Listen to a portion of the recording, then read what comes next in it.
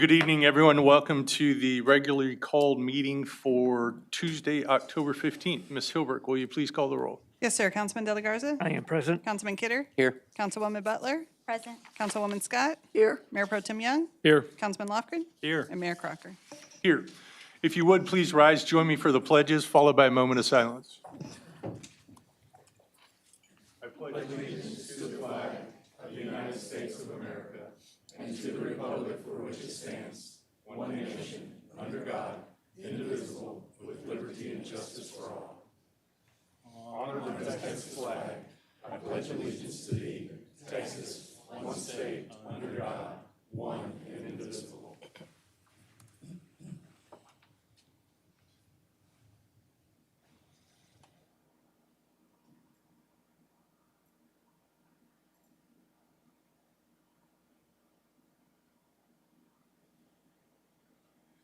Thank you. Please be seated. All right, again, welcome everyone. Always good to see a fairly packed house. We'll jump right into our appointments for the day. Mr. Garza, do you have any announcements and reminders for us? Good afternoon, Mayor and Council. I do have several. Please bear with me. We have quite a few, considering that this is one of those unique situations where we have an extra week before our next council meeting. On behalf of the Parks Department, we'd like to announce that we're hosting our first ever citywide Halloween party, and we're requesting your help to make it a howling good time. On Wednesday, October 30th from 5 to 9 p.m., the community center will be transformed into a spooky setting with a haunted house in the annex and less scary activities for all ages in the dome. We are seeking community partners to host a trick-or-treat booth or a room in the haunted house for this free event. For more information, contact the Parks Department at 361-485-3200. Excuse me.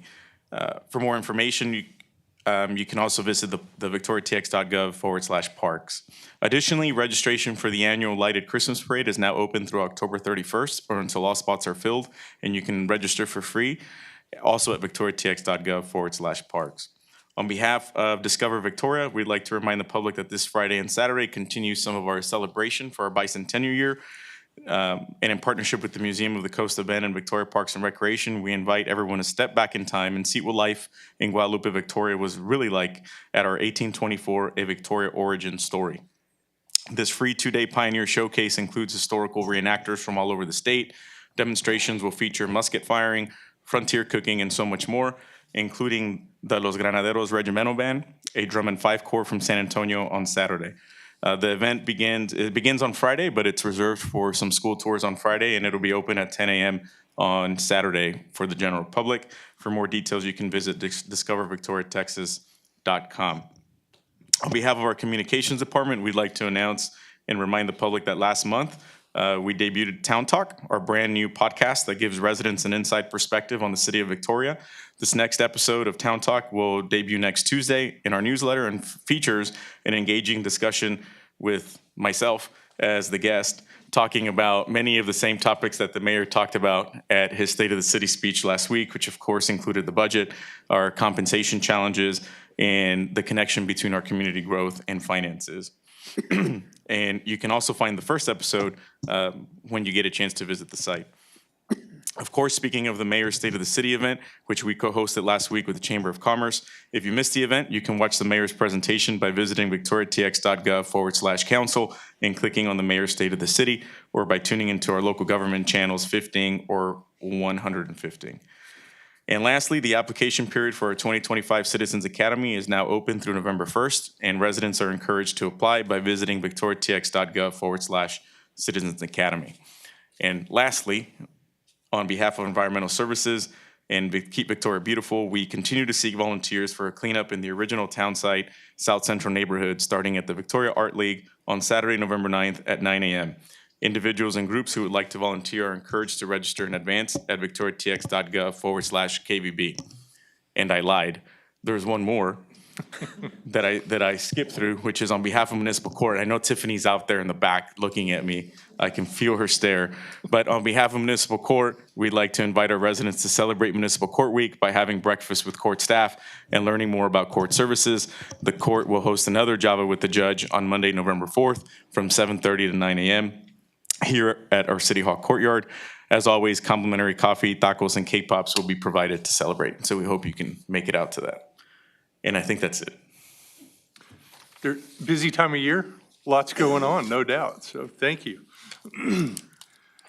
Let's move then to item B2, which is public and employee recognitions. Ms. Hilbert, I believe you have a proclamation for us. Yes, sir. Whereas the Friends of the Victoria Public Library raises funding and awareness that enables our library to maintain excellent programs and services for our community, including the summer reading program, the gingerbread event, and the 1,000 Books Before Kindergarten program. And whereas the work of the Friends highlights on an ongoing basis the fact that our library is an anchor in the community, providing opportunities for all to engage in lifelong learning, develop skills, connect with the thoughts and ideas of others from ages past to the present, and enjoy the opportunity to imagine, discover, and connect. And whereas the members, sponsors, and benefactors of the Friends understand the critical importance of well-funded libraries and advocate to ensure that our library has the resources it needs to provide a wide variety of services to all ages, including access to print and electronic materials, along with expert assistance in research, children's services, and the development of personal interests and hobbies.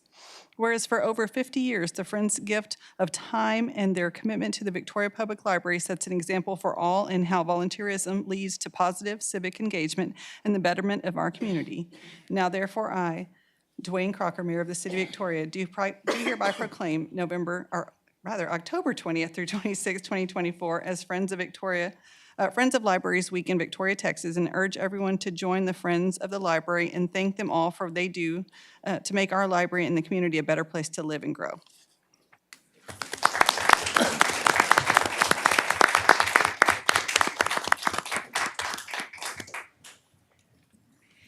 I just would like to share a little bit about the Friends. For those of you who may not know, we are a group of volunteers who dedicate our time to raise money to enhance the services that the public library provides for our community. We have 3 fundraisers each year. They include the used book sales, memberships, and sponsorships. So we want to invite everybody to become a member or possibly a sponsor. And so we shared our envelope with y'all earlier. Our pledge of $24,000 this year was used for various programs throughout the year, including the summer reading program that was mentioned and the gingerbread event. They were both enjoyed by hundreds of children, and there are also programs throughout the year for tweens, teens, and adults.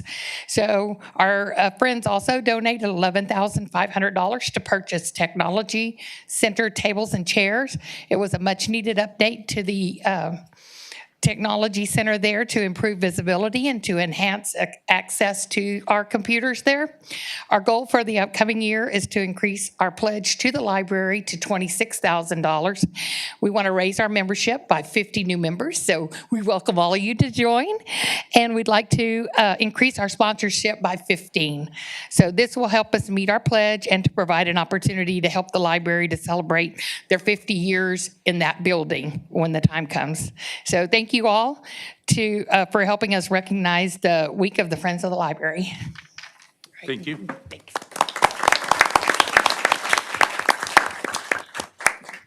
Mr. Garza, do you have any other public and employee recognitions? No, sir. Okay, then I will move on to items from council. Does anyone have anything?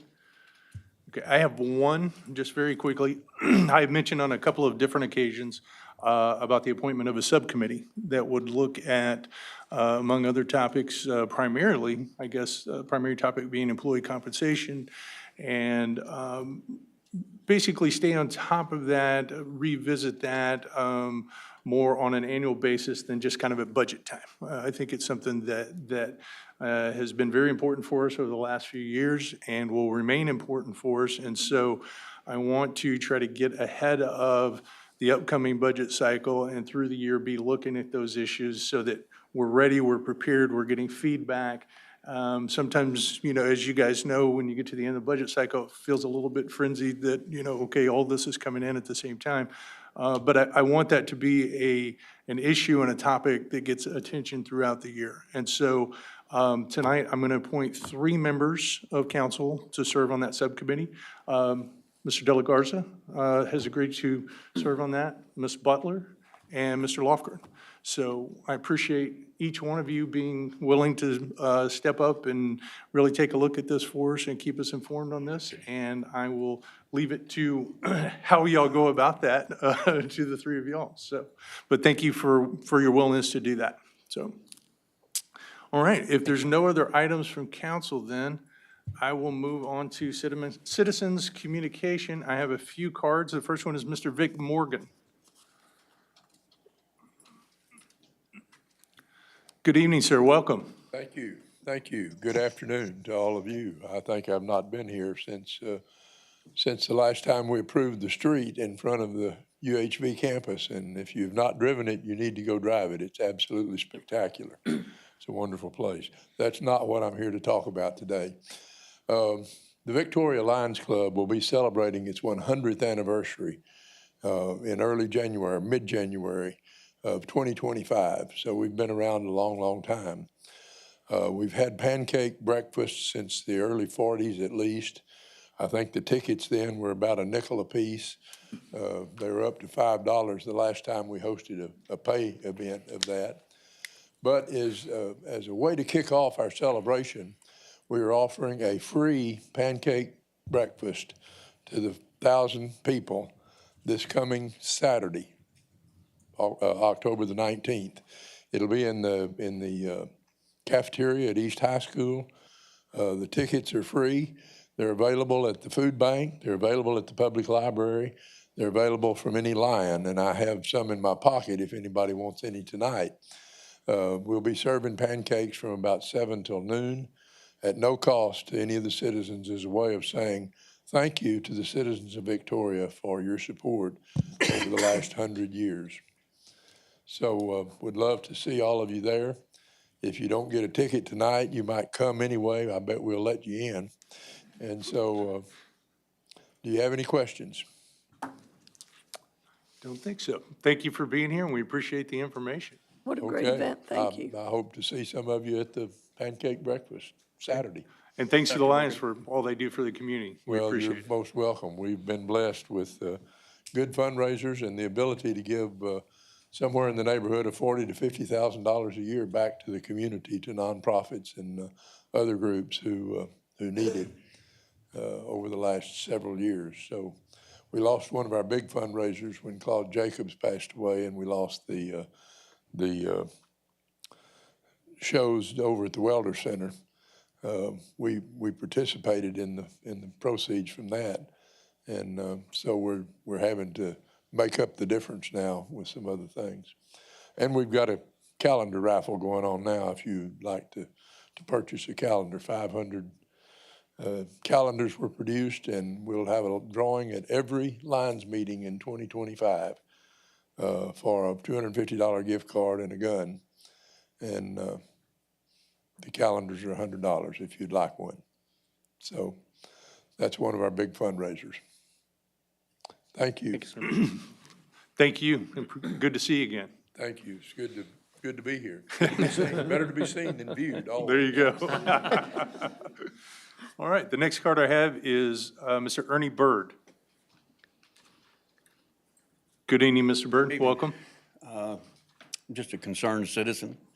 I probably wouldn't be here if Jan Scott and the mayor would have returned my calls. I called 3 to 5 times and y'all never called me back. But what I want to make y'all aware of is Mr. Gill and John Johnston and Jerry James and Paul Polasic are all aware of this, but the city's been hauling in hundreds of thousands of loads of road scraps into the flood zone over the years. They built up a big dike about 6 foot tall right along the road that runs down there to back up water into the Greens Addition and to flood it all out. I tried to get hold of y'all to let y'all know about it. I let the previous mayor know about it, but he wasn't concerned about it. He said, oh, they're just filling those lakes in. And I looked up Victoria Advocate, and boy, Jerry James, when Fordyce gave him those lakes, the gravel pits out there, he said, this is a blessing. We never would have been able to afford this storage for our water. And also it helps with floods. He said, this is just a blessing. We never would have been able to afford to have this kind of storage.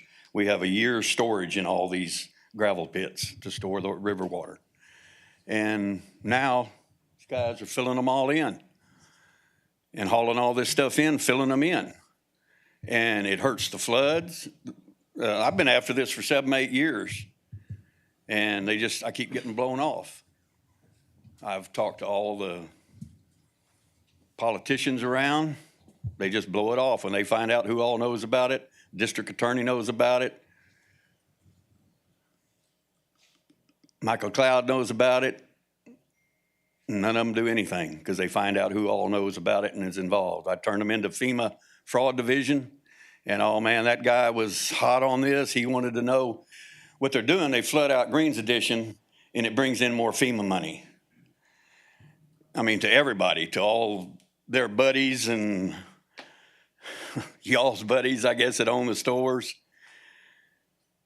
They buy all the mattresses, the insulation, the sheetrock, and it's pitiful. And I'm embarrassed. And Mr. Gill keeps blowing me off. I went to see him today, and he was too busy to see me. I don't know, they say they got permits. They were supposed to do a big study when they got these permits. They got 2 little permits, one about 15 years ago and one about a year or so ago. And it said to fill in 2 little ponds, they called them. They're big gravel lakes. Y'all have seen the big lakes out at Saxett Lakes and Patriot Park. And those are supposed to be storage, and they're filling them in with road scraps and all kinds of stuff. I turned them into environmental people. They went down there and told them that they had to clean that up because it was contaminating all that. And y'all are getting your drinking water out. And one other thing, is my time up? It is, sir. Let me tell you one other thing. The county put in a shooting range in the flood zone. They're shooting millions of rounds of lead-jacketed bullets into that. When it floods, it washes that mound out into all those lakes. Those lakes are connected together by an aquifer. Y'all are getting your drinking water. You pump it out of the river, pump it into the lakes, and then pump it to the deal, and it's all connected together and getting all that lead in there. But Mr. Gill and all them, they don't care about that either. So Well, Mr. Bird, I just wanted to let y'all know, so when it floods again the next time, everybody will know who to sue and that y'all all know about it. I appreciate your comments. Thank you. Mr. Fisk. Thank you for letting me talk longer.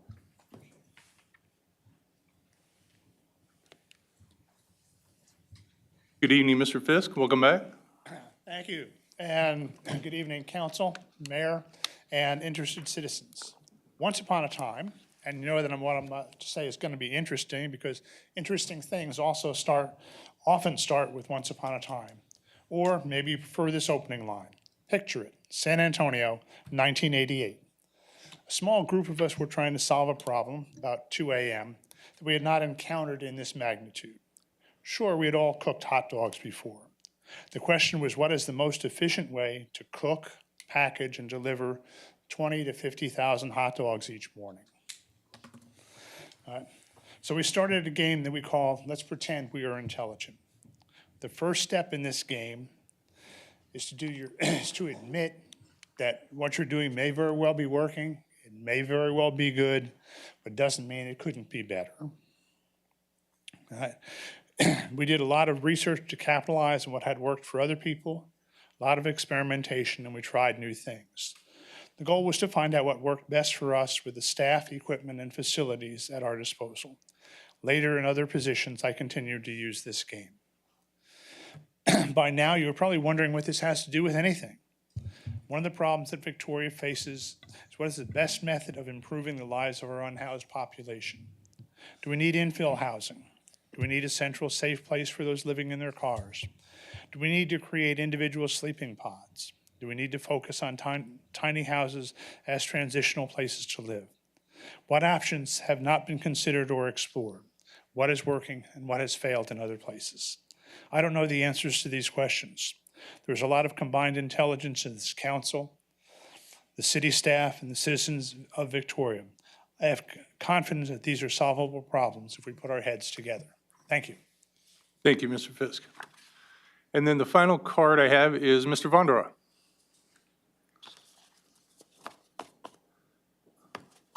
Welcome back, sir. Good evening, Attorney Crocker and Counsel. I'm Michael Vandro. I live at 2204 East North Street. There's a whole bunch of rubbish and trash and mattresses over on Lewis Street and New Acey's at a car wash. People are living at the car wash, and the trash isn't just on the sidewalks. They're throwing the trash in the road, and it's a traffic hazard. They set up a couple of tents today, and it's just getting out of hand. And I was wondering if someone can get housing for the homeless people, or they could, someone could clean out the trash. I mean, it's not fair to the business owner who spent a lot of money purchasing that car wash, and people don't want to wash their cars there because they're too scared. And I wish someone could contact the owner of the car wash, and maybe someone could contact the Salvation Army and let them know. But it's really getting out of hand. They're taking the carts from HEB and putting all their stuff in it, and there's traffic in the middle of the road, and it just started yesterday. And I was just wondering if someone could do something about it. And I also want to thank the legal department for helping with the trailer park, Allison Lacey and Adam West, since they got involved, of course, with Rick Madrid. The plumbing work at the trailer park has speeded up, and I appreciate that very much. The trailer park owner, he wasn't allowed to do that Zoom anymore. He had to come to Victoria in person and, answer up to the city council and the city management, why it's taking so long. So I appreciate the legal team and everyone else, and Rick Madrid for taking care of that spot on Rio Grande where it appears the landlords don't want to take care of their property and stuff. Thanks, and have a good evening. Appreciate it. Thank you, Mr. Vandro. That is all the cards I have for this evening. I believe item C, we do not have any items of public hearing, so we'll move on to the consent agenda. Ms. Hilbert. Yes, sir. Item D1 is the adoption of minutes of the special meeting on September 27th, 2024, and the regular meeting on October 1st, 2024. Item D2 is approval of a renewal agreement with Azteca Systems LLC for the CityWorks software license and maintenance in the amount of $83,200. Item D3 is a resolution authorizing the city manager to execute a notice of grant and agreement award with the Natural Resource Conservation Services Energy Watershed Protection Program for financial and technical assistance to repair erosion damage to the West Outfall Staten Avenue Bridge area in an estimated amount of $949,992, with the city required to match 25% of construction costs. Item D4 is a resolution approving a memorandum of understanding with Victoria County for the 2024 Edward Brin Memorial Justice System Grant, or the JAG program. Item D5 is a resolution approving grant contract approval contract renewals with Lawn Star Yard Care, Kevin Stewart, DBA Ground Effects LLC, and Bio Landscape and Maintenance Incorporated, DBA Yellowstone Landscaping, for the mowing of city-owned properties in the cumulative amount of $558,557.71. Thank you, Ms. Hilbert. Do I have any motions with respect to the consent Motion to agenda? approve the consent agenda? Second. Got a motion and a second. Any discussion? All in favor say aye. Aye. Any opposed? Consent agenda passes. Moving on then to action items from council. Item E1. Item E1 is the resolution appointing or reappointing the Downtown Tax Increment Reinvestment Zone Board Chair. Good evening, Mayor and Council. Good evening. It's been a minute since I've come and presented, so I figured I would today. We're going to talk about the downtown tours, give you a brief update on where we're at before we reappoint the board chair. So to give you a little bit of information, put together this slideshow. For those that are not aware, City Council adopted the downtown tours in 2021. The TERS board is a 7-member board with each taxing entity representing, and the Main Street Program Board also representing on that 7-member board. The board meets quarterly, and the meeting is held publicly at 700 Main. Currently, the board has developed a subcommittee and is working with the Sales Tax Board to finalize an incentive guidelines and policy for future development. So in general, the TERS has a 25-year lifespan. When we established it in 21, the current participating taxing entities are, of course, Victoria College, the Navigation District, and the City of Victoria, all dedicating 100% of their tax collections. The baseline at 2021 for the downtown TERS boundary area, which is a specific area in downtown, was valued at approximately $67 million. Current revenues that we have collected to date are a little over $82,000, and projected revenues are in the total of $5.9 million. So that's within that 25 years, right? Projections of $5.9 million with over the 25-year lifespan. Ms. Williams, before Yes. you leave this slide, just for the benefit of people watching that are not familiar with the TERS, this statement says that you've got 3 taxing entities allocating 100% of their tax collection. Could you explain that a little more clearly? Right, so when I get to the one of the future slides, it shows and it breaks it down that it's just the increment. So when the baseline is set at the valued 67 million at 2021, any increment that has increased on the property values over the next few years with those taxing entities, they will provide or put in the coffers 100% of that. Now, that's not saying all of the money on the valued property is going into that coffers. It's just a small increment that has increased over the years from that baseline. Within the boundaries of the TERS? Within the boundaries of the TERS, correct. And I Thank do you. have a graphic that kind of shows it better later in the presentation. Talking about the chair appointment, currently Jeb Lacey is our board chair, and councils, according to the bylaws, it's your responsibility to appoint the chair every year, and the member appointments are provided by taxing entities and the Main Street Board Program, and then we have staggered terms that are decided by the TERS board. Here are the current members. We have Jeb Lacey, as I mentioned, Ashley Thomas from vice chair. Both those serve as the Main Street Board members on this board. Bland Proctor with Victoria College, Sean Stibbich with Navigation District, Dr. Young from council, and also Mark Lofgren from council. And tonight we seek the nomination and reappointment of Jeb Lacey as the Downtown TERS Board Chair. And here's that nice graphic that kind of explains it in more detail. This is not a new tax on the development or any development in the downtown TERS. This redirects a portion of tax generated from new development within the TERS boundary.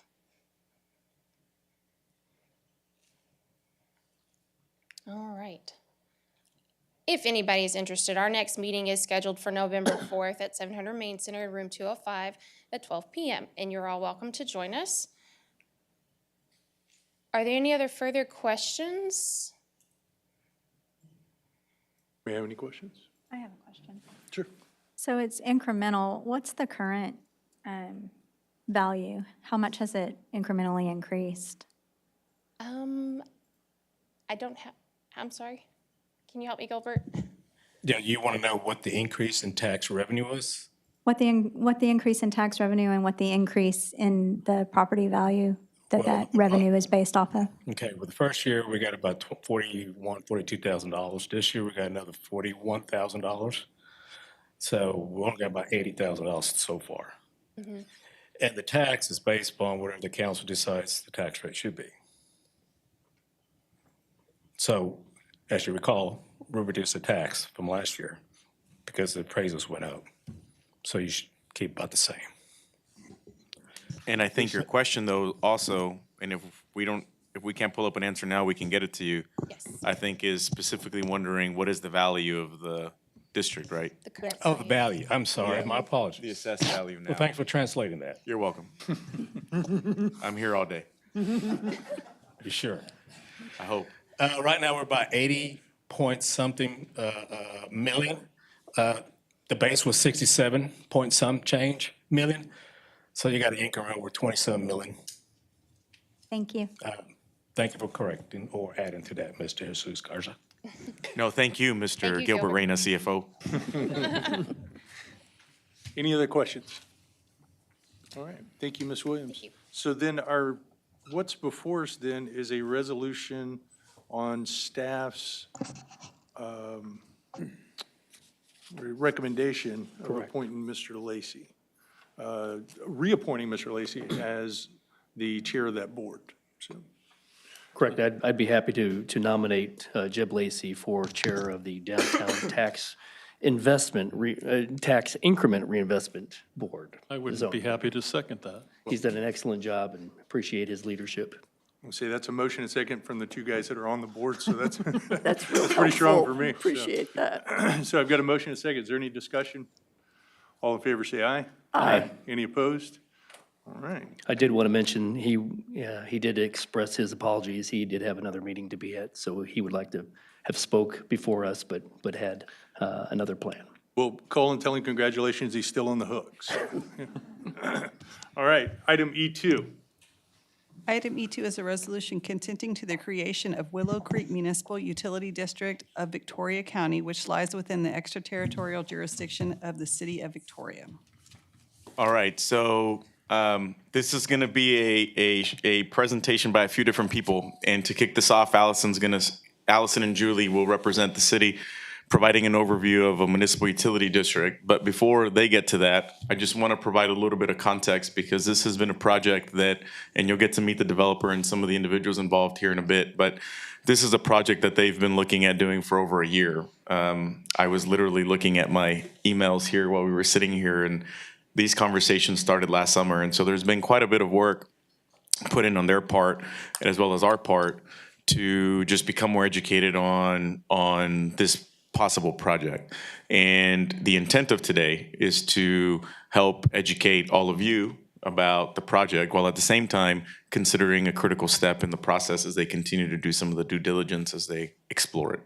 And I know that this project, some of you are probably hearing about this project for the first time, and so please ask, all the questions of staff or the developer or the representative later on. Again, we want to make sure that everybody's fully understanding of what it is, what it isn't, and we understand the process as well as what you're being asked to support tonight. So, Allison. Okay, good evening, Mayor and Council.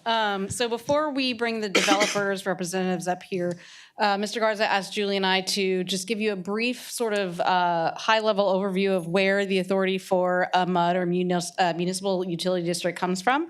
And then Julie will explain a little bit of the parameters in terms of how the city is involved in that. To my knowledge, this is the first MUD that, I know it's the first one that I've done, but I also believe it's the first one that the city has been involved with. So this is new for everyone, so we're all learning as we go. So a MUD, as we call it, is a special purpose district created under both the Texas Constitution as well as the Texas Water Code. That's Chapter 54. It is a political subdivision with an elected board of directors, and it's governed by the Texas Water Code, Chapters 49, 50, and 54, and any other laws that are generally applicable to a political subdivision, such as open meetings, open records, things of those nature. So what is the purpose of a MUD? So under Texas Water Code, Section 54.012, I've listed all the purposes, and this is several slides, so I'm not going to read them to you one by one. But a couple of those examples would be the control, storage, and preservation and distribution of stormwater and floodwater, reclamation and irrigation of arid, semi-arid, and other land needing irrigation. A lot of the purposes of a district revolve around water, wastewater, sewer, that sort of thing. Those purposes are continued.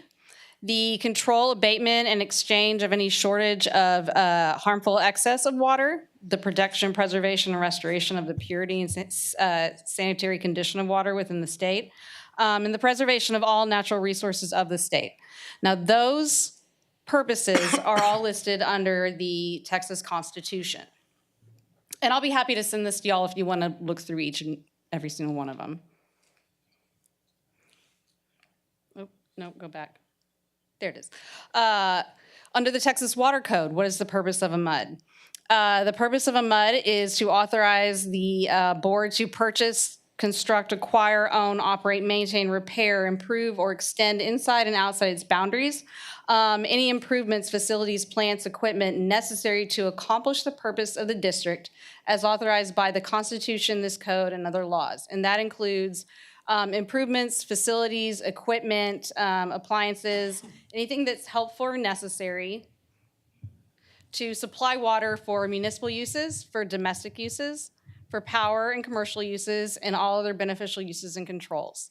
It's also to collect, transport, process, dispose of, and control all domestic, industrial, and communal waste, whether in fluid, solid, or composite state. And as you can see, there's several more going through the list. These are all laid out in code. And the last one, which I think is going to come into play with this particular MUD district, you'll see is to provide parks and recreational facilities for the inhabitants of the district. And when the developer gets to their presentation later, you will see how that is incorporated into this particular MUD. Much like any other governmental entity, MUDs have the powers of eminent domain. They have road powers, they have contracting authority. They have the street and security lighting, enforcement of real property restrictions, and issuance of bonds. And the issuance of bonds is also what y'all are going to, the developer will discuss with you in terms of how they develop the infrastructure for the MUD. And so you'll see on the resolution this evening, you're being asked to consent to the creation of the MUD, which I'll explain why in a second, but also the issuance of bonds so that they can build the infrastructure within the MUD district. And I apologize, I know this is very dry and boring. So how does a landowner or developer choose to create a MUD, or why do they do this? There's two main reasons. There's others, but these are the ones that I think are most applicable. Creating a MUD is a financing vehicle. It allows the developer to construct the facilities, and once there's sufficient taxable value to support the issuance of the bonds, the board of that MUD can issue the bonds and reimburse the developer. So it's a specific financial vehicle for creating a development that is allowed by statute that sort of takes a development out of the city's hands or the other developers and allows them, as they will explain, to, over a course of many years, basically reimburse the developer for the cost of creating that development. And it's an entity to own, operate, and maintain facilities after the developer completes the development. So there's two basic ways that MUDs are created. One of the ways is the landowner or developer can ask the city for consent to creation. That's why we're here tonight. The developer will explain their project and then ask for your consent to create their MUD. If you were to choose not to consent or not support it, the developer can then petition to TECQ to have them approve the creation of the MUD, in which case that's more of an administrative process, but it's the same result. And so in my research, what I've learned is that these MUDs are becoming more and more common, and state laws have been changed recently to really encourage these kinds of special districts. So TCQ looks pretty favorably on them whenever they receive a petition. And so these are, I didn't want to go through the whole TCQ process with y'all, but it's like, as I said, it's under the water code, the government code, the administrative code, that process goes through that, and we would be involved in that as well as a non-consenting party to that petition. And so that is a really high-level view of how MUDs are allowed to be created. I think that the developer will be able to, in their presentation, really explain to you why they want to create this MUD and the value that it's going to provide to our community and to the residents. And so I'm going to, do you have any questions for me before I hand it over to Julie? Yes, could you go back, I think it was your third slide, it had an exception to the Texas Constitution, number 7. With the exception of number 7, all these purposes are from the Texas Constitution. Can you explain exception to number 7? 1, 2, 3, 4, 5, 6, 7, 8. Yeah, so the protection and preservation, restoration, and purity and sanity of water, that comes from statute.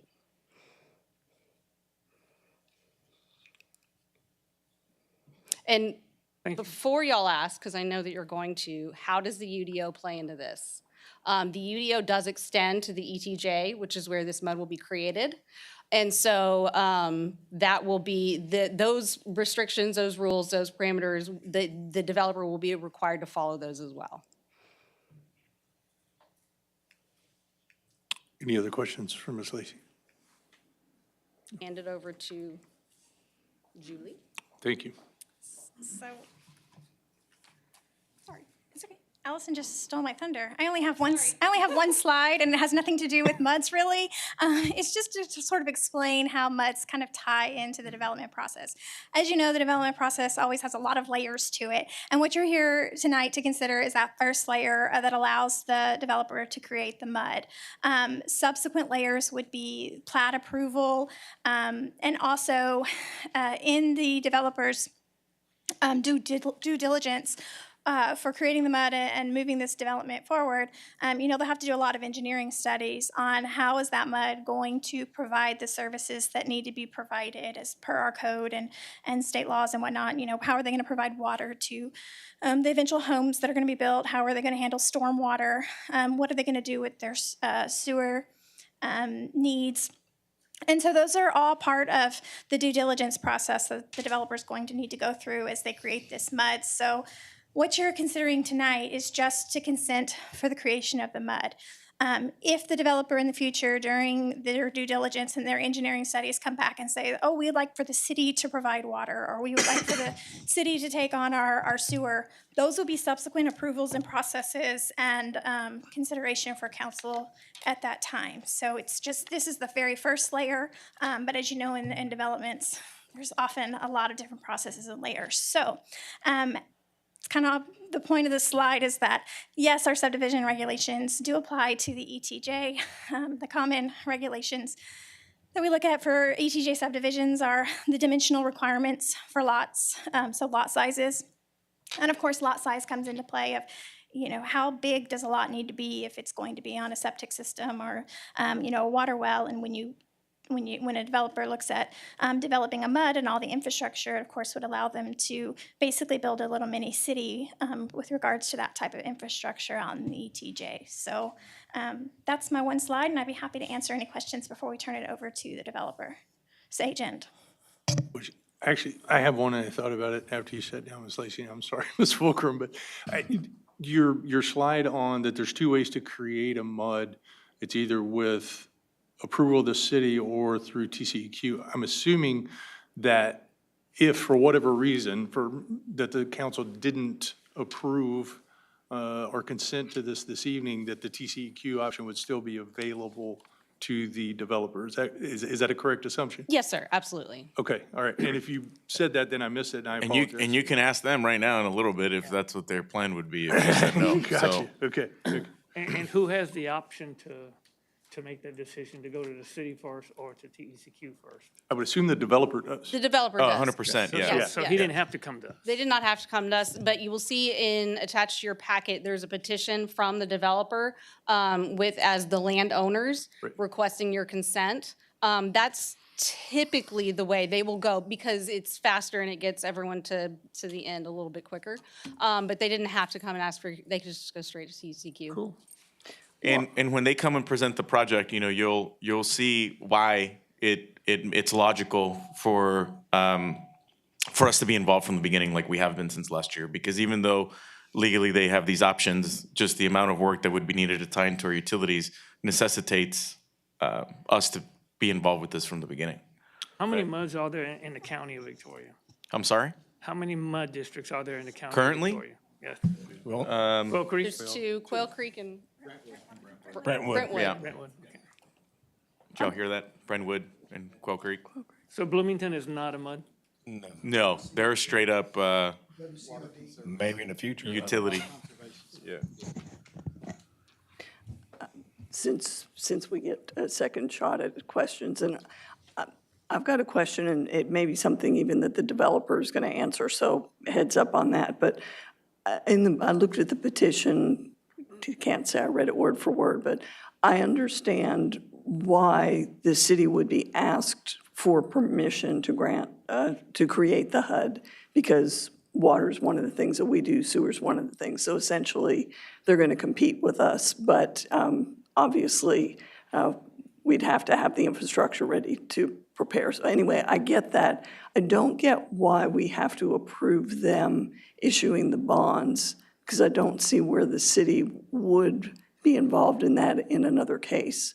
And that may just be me picking, but if anybody's got a thought on why that, and obviously it comes from the statute, so we have to do that approval. If there's a reason beyond because it's in the statute, maybe the developer can explain that, but that's the process that's laid out, and so that's what we're trying to follow. And I guess deeper, my question is, why is it in the statute? And That's a great that question. could be any reason. That may be a legislature question. Yeah, that may have to do with the fact that somebody was, doing goldfish in some other I can county. certainly look into that for you, but I do not know the answer to that right now. All right. All right. Any other questions? Well, yes, ma'am. What challenges does this present when you have a conflicting taxing entity like a MUD for the city? Does it present any challenges for us? And what would those be? It can. So in the future, if you consent this evening, then we'll start working on specific development agreements that have certain parameters. There's options for, so if we were to, if they were to develop some of this commercially, then there's an opportunity for us to capture back some of that sales tax into, but we won't capture necessarily the property tax. And those things can be worked out. So there's pluses and minuses. One of the challenges that I've learned in my experience is that residents of MUDs often think that everything that's in a MUD is controlled by the city when it's not, and so we'll get the questions, not necessarily the developer who owns the property. So there's, part of a draft agreement that we've seen that we are not ready to present to y'all because we're still working on it, is that when the MUD is completely paid off, that the city will then annex that into Have the option. to annex it into city limits, and then we can start capturing back the property taxes, sales tax, all of those things from that's outside of city limits currently. The problem with doing it before the bonds are paid off for the MUD is that if we take it over early, we then become responsible for that debt within the MUD. So there's pluses and minuses, honestly. It can go both ways. So there's things that if they're important to y'all, we can work on negotiating with the developer down the road. And we'll continue to have the conversation with y'all of what that would look like. And some of the folks that are here tonight have experience with MUDs to a greater degree than any one of us. And so I know they're probably taking notes on, things to add. They probably already answered all your questions when in their they come up. So presentation. please feel free when y'all come up to address that and expand on anything that has come up already. And so are you saying that we won't collect property tax until the bonds are paid off? We don't collect So- any property tax. Yeah, it's in the under the city. ETJ. It's not inside city It's in the limits. ETJ? It's in the ETJ, Yeah, it's yes, in the ma'am. ETJ. Okay, but property taxes would be paid to the county? Yes. Okay. Yeah. I think it would be good to allow the presentation from the developer, because I think some of the questions you're bringing up will be addressed in that. But then also, like I mentioned, they have quite a bit of experience in the projects. And so before we get into greater detail, I'd like to give them an opportunity. They flew in, they drove in, and so it'd be good to hear directly from them as well. And so if it's all right with you, I'm going to introduce Kelly Alling with Kimley Horn.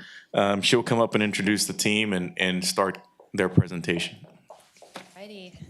Thank y'all for your time this evening and the opportunity to talk about this. I'm Kelly Alling. I am the engineer with Kimley Horn on this development, and I'm going to point out to the team, myself, Mindy, and Scott will each be speaking. But I'm the engineer on the project. We also have in the room Mindy Caney and Victor Cristalis with Coates Rose, as well as the developers Ravi Polischetti and Scott Finfer.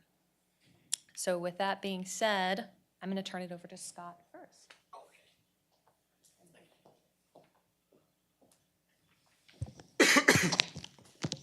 Mr. Mayor, ladies and gentlemen, thank you for allowing us to come visit with you. Let's see here.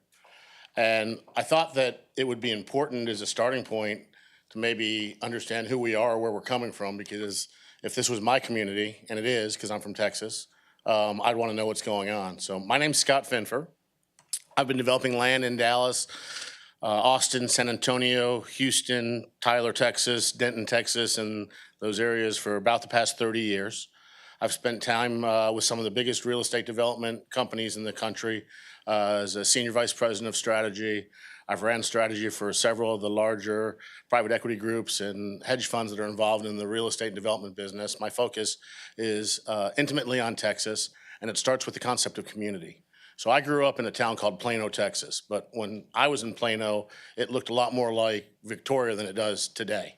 And one of the things that struck me, and it's something I've taken as a learning my entire life, is that if you play sports, and sports are a big part of Texas, they're a big part of community, and they're a big part of Plano.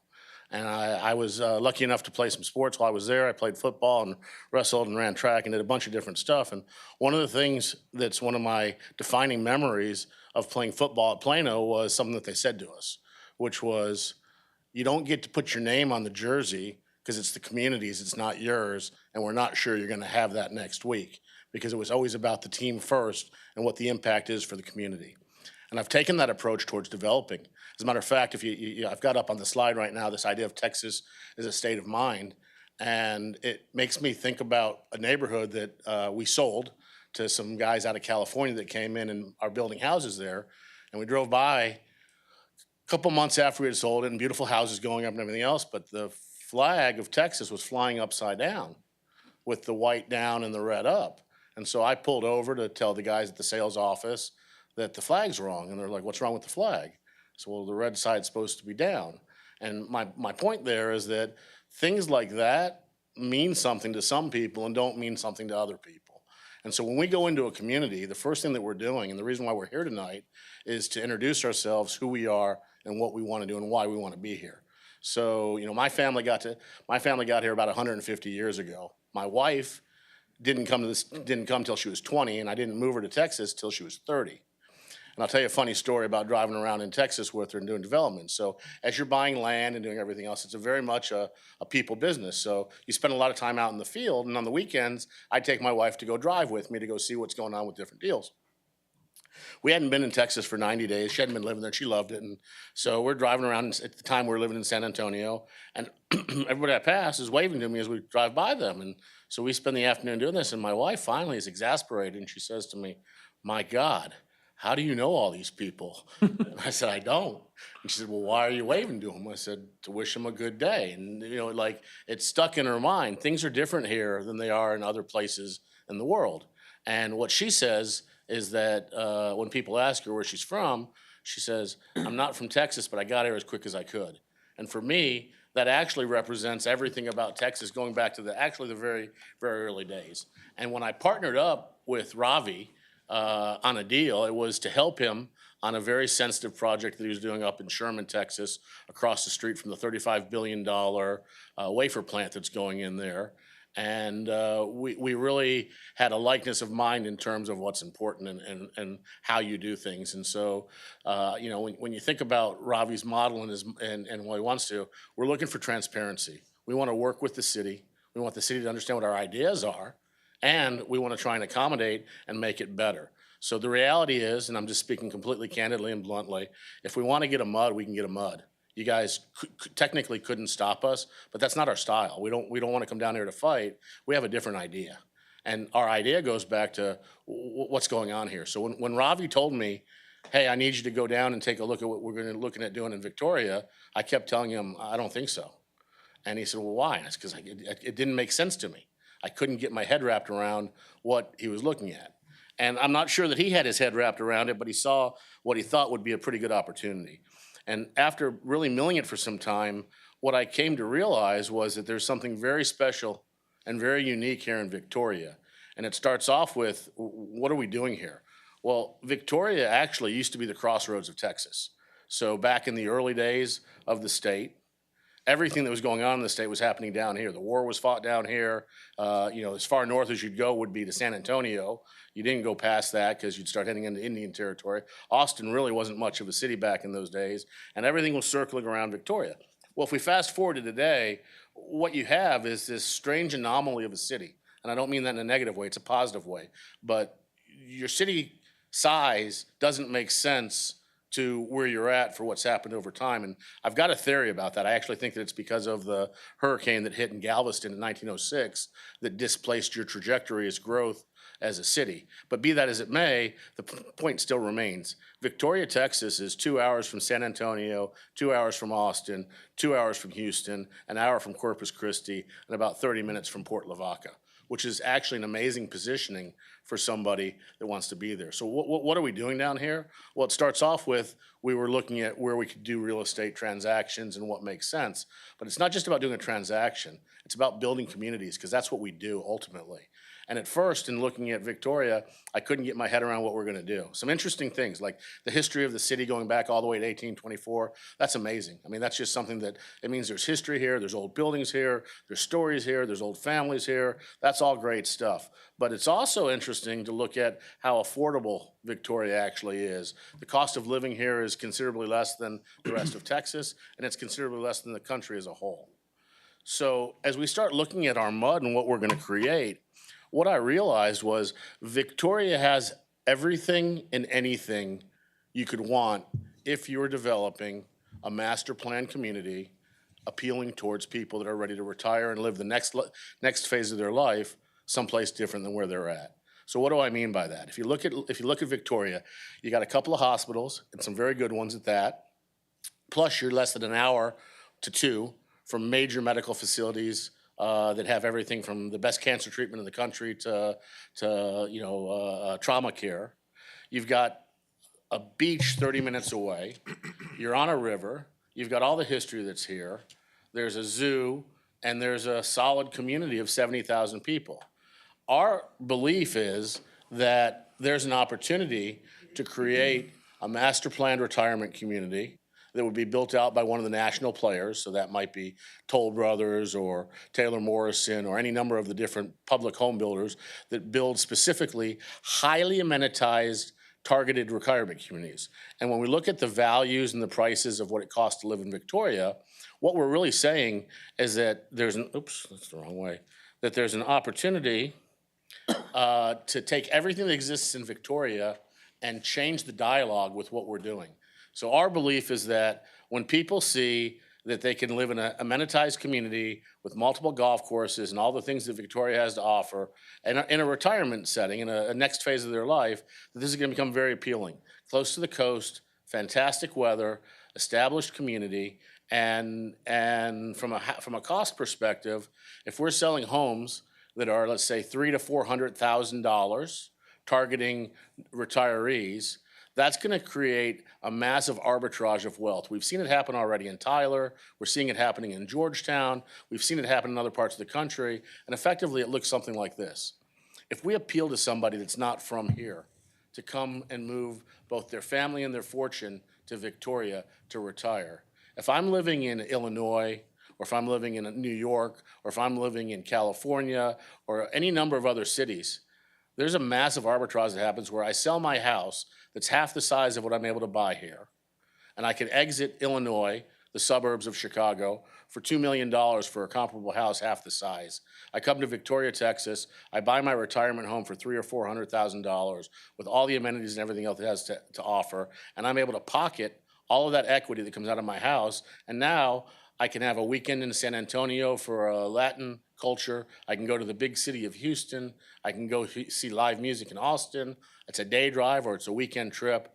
I live in the middle of a really traditional, typical Texas city like what I grew up in, which has more pluses than minuses and the ability to build forward. And it should attract a tremendous amount of wealth to your city that otherwise wouldn't have any reason to come to Victoria. And that simply is the reason why we're attracted to wanting to build this municipal district, is because we think we can do something in terms of design and development that will be a state-of-the-art facility. And I'll give you just a simple example of one of the concepts or ideas that we have for our retirement community, much like they have in Austin and other places. You pay an HOA when you're doing a retirement community. And part of what we want to plan out for with our retirement community are things like highly amenitized swimming pool, a club, amenities with parks and everything else, but also forward thinking towards other things like, how about a community doctor? So as part of our HOA, we'll hire a primary care doctor that's able to provide basic services to all the residents. And as you're aging, it's nice to have a doctor very close at hand that can service you. And the model works because we're able to pay a doctor a higher fee than what he would make to come provide basic services, which is part of the comfort and stability that people like. So we're going to be looking at doing things that are going to make for a very unique and very attractive retirement community. And I think if we're correct in our assessment, that you're going to see Victoria show up on the map as a great place to live. Just like people didn't really know about Georgetown or think about Georgetown 20 years ago, fast forward today, and they've got 2 active adult retirement communities in Georgetown that are a waiting list of people to get into them. And again, if I'm retiring, I don't have to live in Dallas, Austin, Houston, or San Antonio. I'd actually probably rather live in the 200-year-old quaint Texas town that saw the founding of the Republic and everything happening in the way that the cities used to be, and have the benefits of all the big cities close to me. So that's why we're here. We want to work with you. We don't believe in NIMBYism because we want to be part of the community. So we think that it's not just an opportunity for you guys to potentially approve our MUD request. We think that it's actually an opportunity, if you want to, and it's a function of what the community wants to do, to work with us to enhance our plans, which are preliminary. It's not the final plan, it's the beginning plan. And to make sure that we do whatever you guys want done to help enable more from what we're doing and creating a whole new leg for the city of Victoria to stand on, which is Victoria Retires.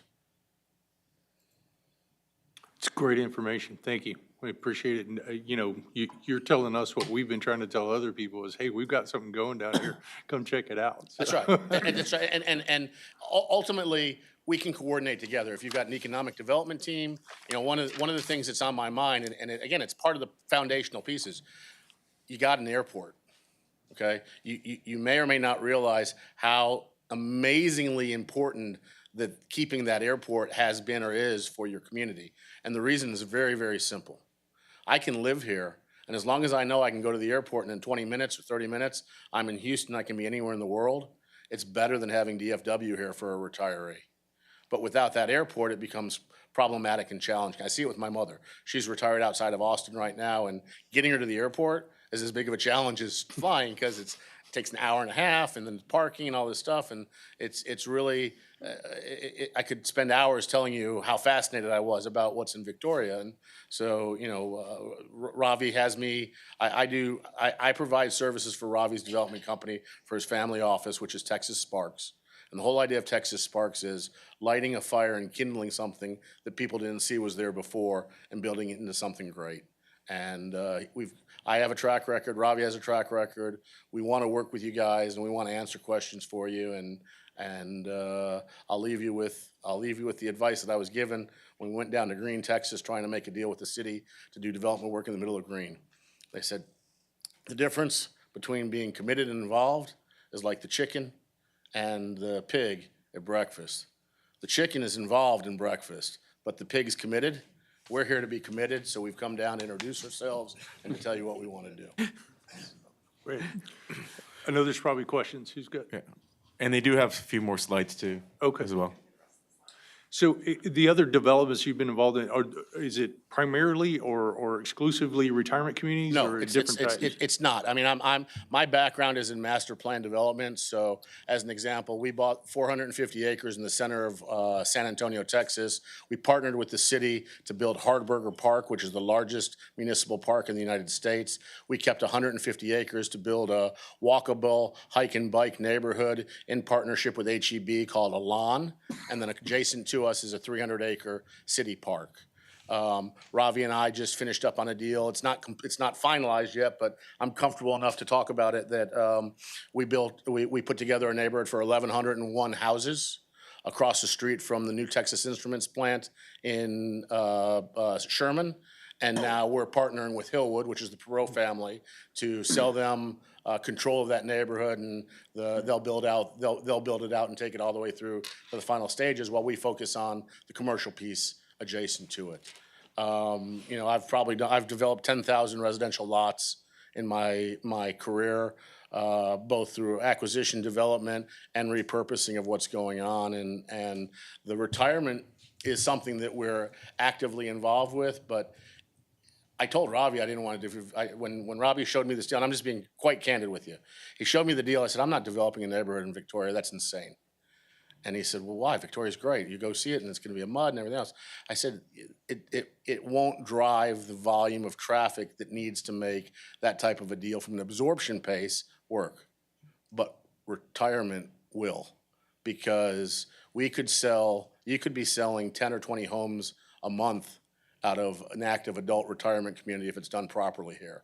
So that's 600 homes. And by the way, that's 600 lumber packages for your local lumber yard to build those houses. That's 650 frame jobs for local framers. That's 650 electrical jobs for the electricians. It's 650 shingle jobs, because as I've talked with the different builders and the potential people that will come here to actually go horizontal with building this, they're not going to operate out of San Antonio or Houston or Corpus. They're going to set up an office here, and they're going to find local subs and local suppliers and build the thing out of Victoria. So it's going to be an economic boom for the community. And then if you get 650 new retired families living here with pockets full of money, it's just going to impact everything in town. For your downtown district that you're wanting to work on and everything else, that's a driver towards downtown, because those people are the people that have disposable income and time on their hands, and they're going to wander downtown, and they're going to end up doing a pottery shop or investing in a donut shop or a cookie shop or spending money there or whatever it is, but it just builds upon itself, and we really hope that you guys will partner with us. That's going to be the headline tomorrow, by the way. Pockets full of money.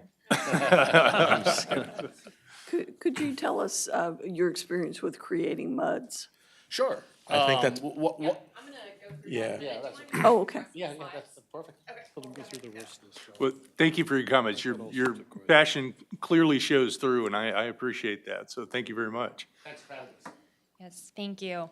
Now that we've talked through kind of why Victoria is important for this project, I'm going to zoom in one level down and talk about our site specifically.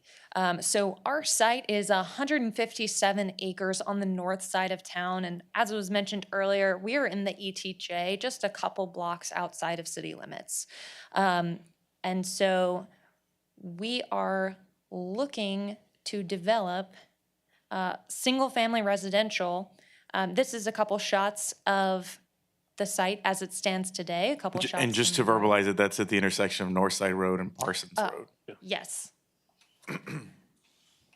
So the Homestead Acres are right over there, that as well.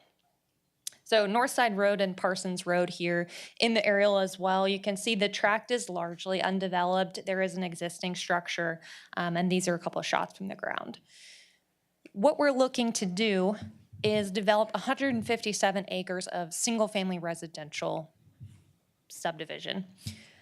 This community, as Scott mentioned, the goal is to be highly amenitized. And you'll see the concept plan on the next slide as well. But there will be amenity lakes in the center of the community. There's going to be an amenity center, a trail system.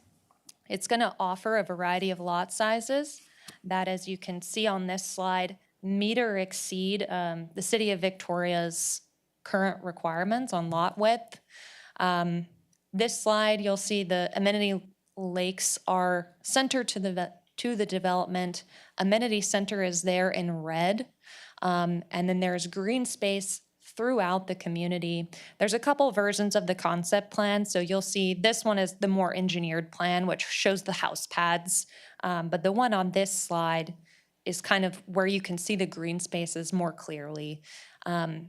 So feature of the community is going to be the green space, pocket parks throughout.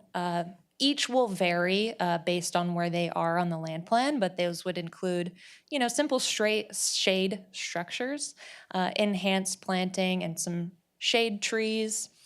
The amenity center, we're actually showing you up at the top some renderings from the developer's ongoing other project. So all these images on the following slides, some of them are illustrative in nature, but we did pull from some of our other projects just to kind of show you. Obviously, we're not this far in design yet, but we do imagine the amenity center will include the pool, a small splash pad, kind of essential in the Texas heat, yard games, shade trees, practice fields, and open play fields. There we go. And here again, some sample images of that amenity center that would be overlooking the waterway. We got that pickleball on there. These are concepts of the pocket parks throughout the community that would feature playgrounds, enhanced plantings, and potential just simple structures to be a focal point for kind of your local neighbors. That would all be connected to the trail system that encircles the amenity lakes.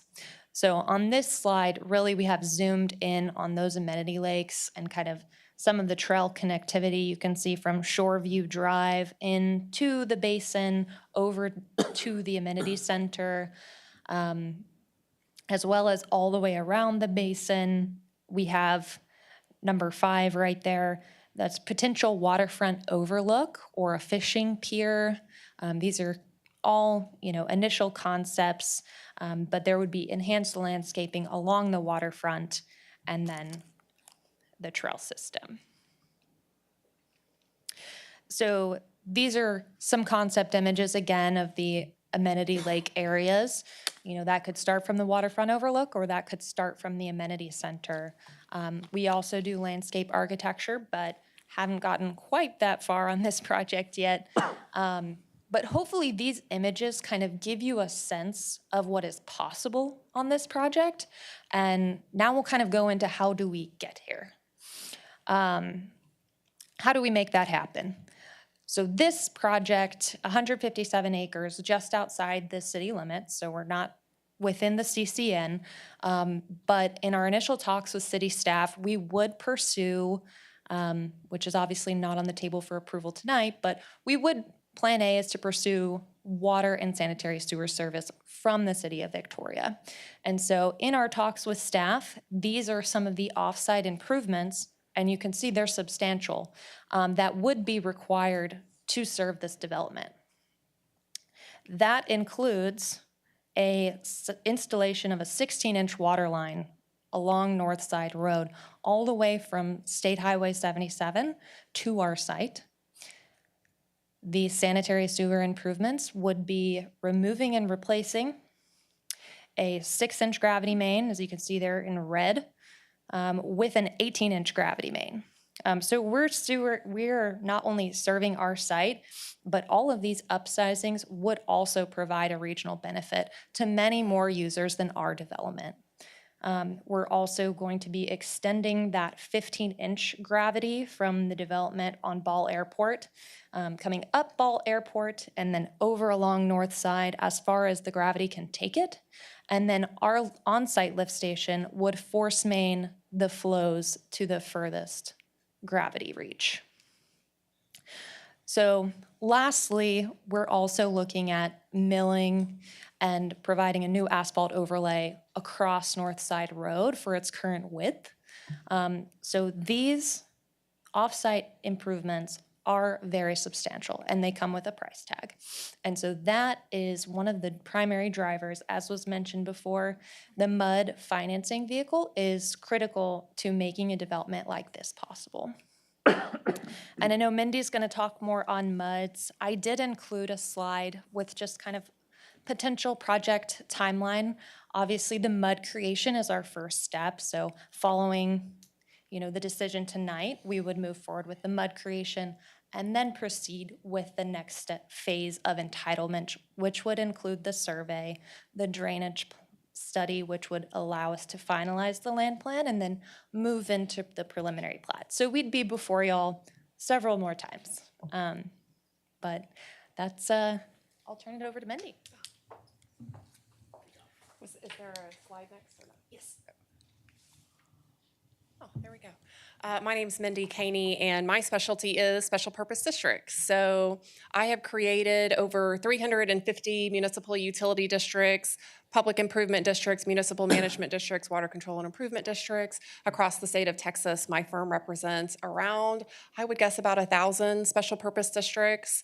I have been in the special purpose district business for about 18 years, and that is my only practice. So I tell my friends, if you get in trouble or need a divorce, do not call me. I only do special purpose district work. So your legal team and consultants have done a great job of giving you a very broad overview. This is certainly a niche practice. So I can tell by listening to them that they spent a good deal of time researching districts and how they work. So I'm not going to restate what they said, but I know that there are specific MUD questions about maybe the creation process or why a MUD or why for this project. As Kelly mentioned, this project in particular, and frankly, all projects right now across the state of Texas are looking towards these financing tools now because the price of land is so incredibly high. The price of construction is so incredibly high. And I guess I'm just going to walk you through very quickly the difference between doing a project with a MUD and without a MUD.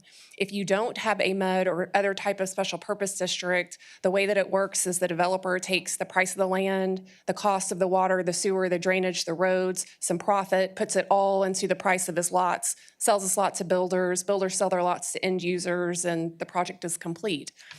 If we do that with the price of land as it is now and the cost of construction with these significant infrastructure costs, there will not be a market for this product. The price will just be too incredibly high. So the benefit of that MUD is that you're able to finance the infrastructure cost over time through a tax. Now, this tax is levied only inside the boundaries of the district, so it affects no other residents than those who choose to live inside the boundaries of this district.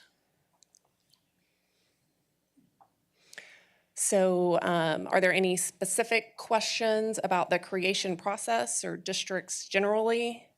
I have a question about the bonds. About About the bonds. Oh, yeah. If we authorize you to do the bonds, the city is not liable in any way for these bonds? We're just Correct. giving you the object, you can do the bond. yeah. How are the bonds financed on the land? I mean, how do you, if you default, I mean, how do you get a bond? What's your asset, the Sure. land? So the way that special districts work, specifically a municipal utility district, is there is a tax levied inside the boundaries of the district.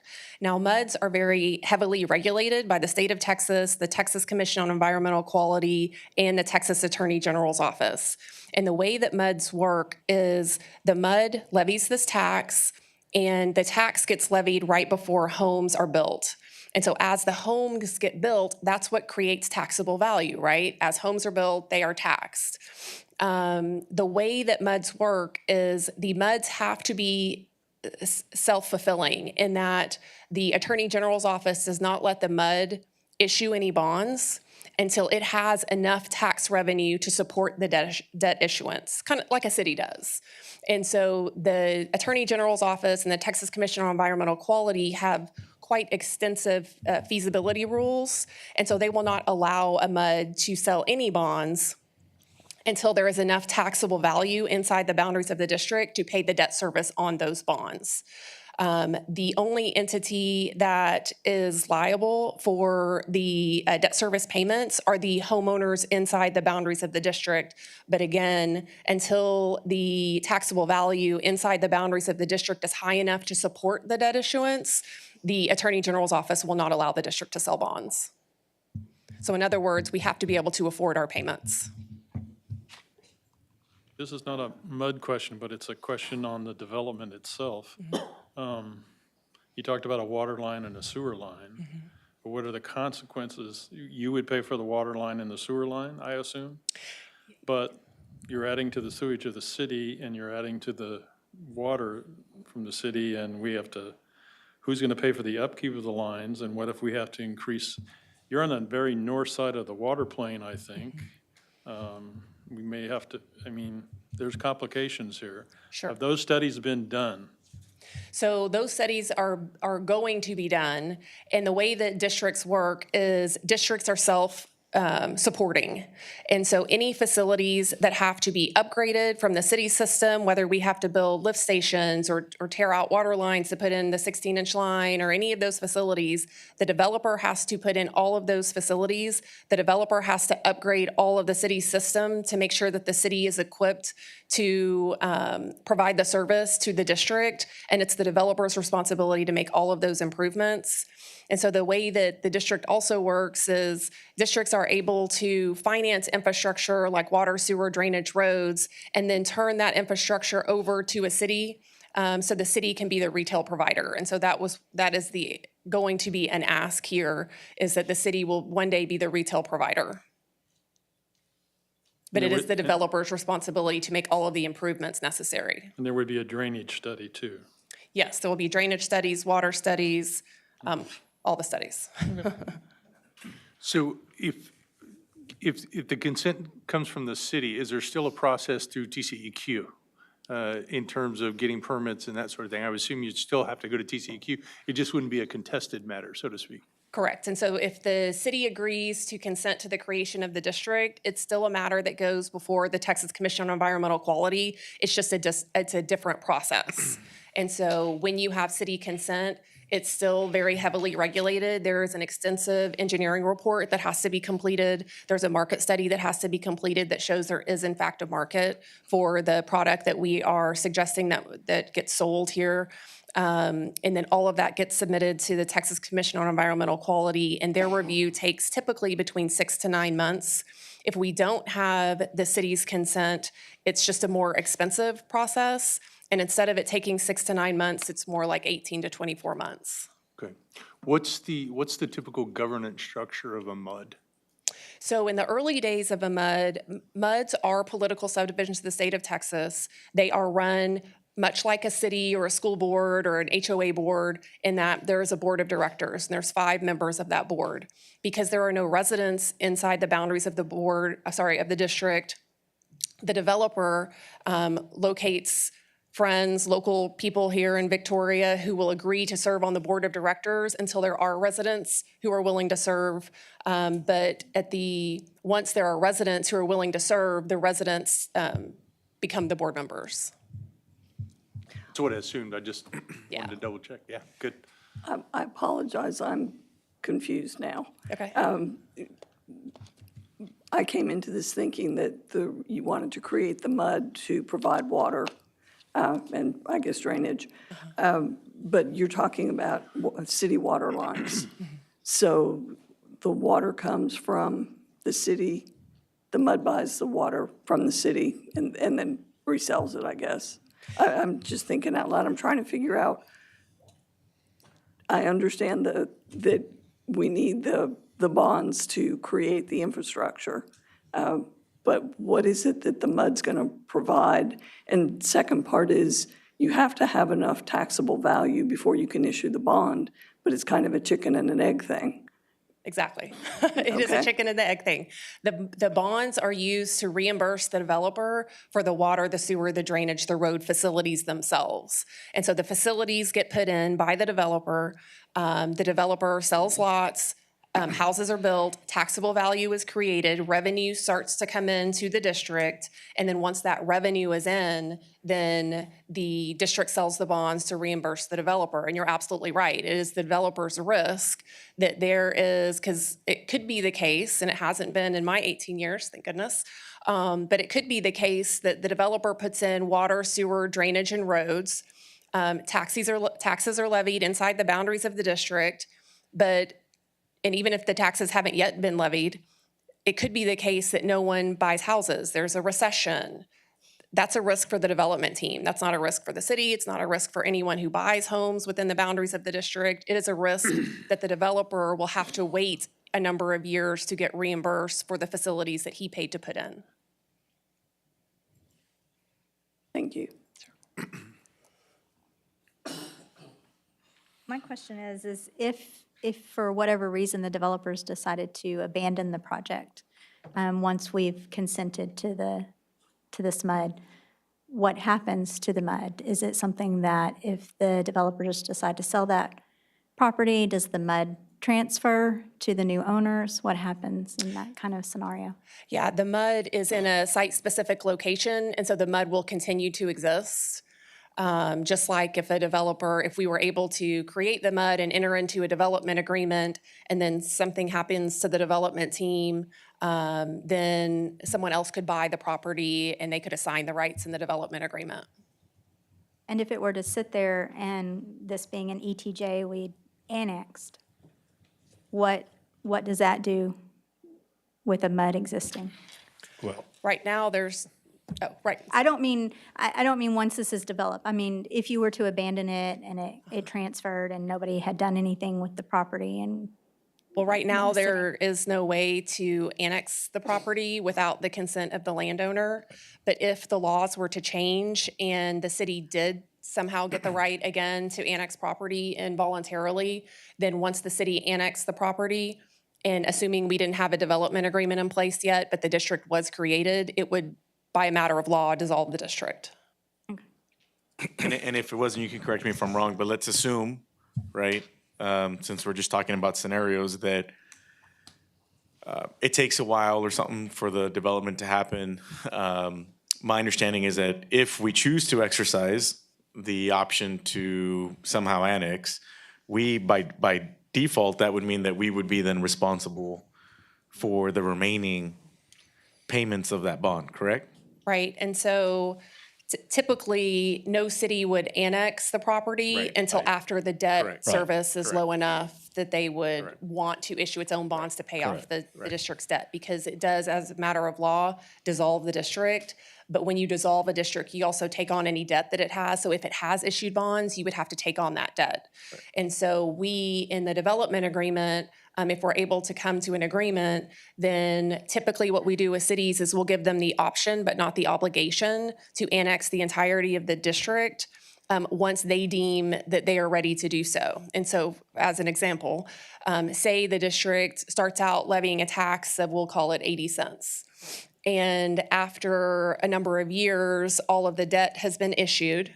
Then over the years, we'll start to lower that tax rate because the debt is getting paid off.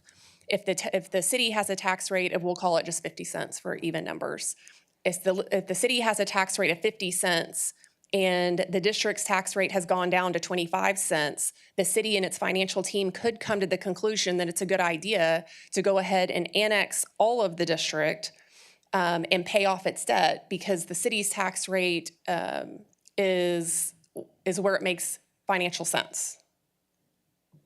But again, it's an option and not an obligation. And typically, the cities wouldn't entertain annexing until the bond's paid off, until it makes financial sense. What's the longevity of a typical bond?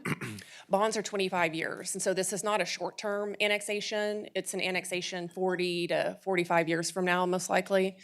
Maybe sooner, depending on how aggressive the homeowners are with lowering that tax rate. And so keep in mind, districts levy taxes just like cities do. They're levied every year, and it's the residents who make the decisions about what the tax rate is going to be within the boundaries of the district. And so the residents, of course, know that they are going to have obligations to reimburse the developer for the infrastructure. But after the developer has been reimbursed, as soon as they are able, let me assure you, I have a lot of those districts, they're lowering that tax rate as soon as possible. And so they'll start to lower it. Typically, it's by 2 to 3 pennies a year, kind of like a city does. But eventually, that tax rate does, in fact, get lowered. Okay, if we vote for this, we're giving you we're making it able for you to do a MUD. Yes, and so that gives us Are the you ability doing the studies before you do the MUD?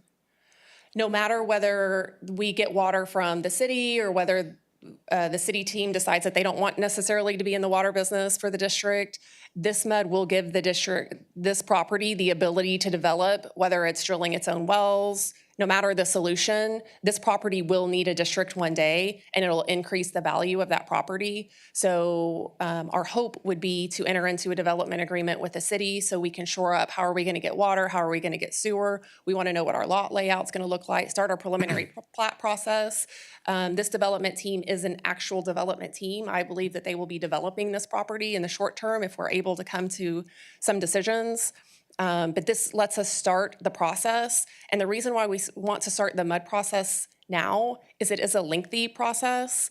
And this team has to know that there is a way financially to develop the district. And so they don't necessarily want to spend $40,000 on a utility study and a water study and the drainage studies if they don't know that there is going to be a way to finance all of the infrastructure. And so to be clear, tonight, the development agreement isn't what's on the agenda tonight. Right. Yeah. Any other questions? I just want to say I really appreciate you all being willing to come and let us fire questions at you and try and figure this out. It's been very helpful, and I really appreciate you coming. And I think it's already been said, but you're not telling us anything about the city that we don't already know, and we appreciate you trying to get the word out also. Yeah. Thanks for having us.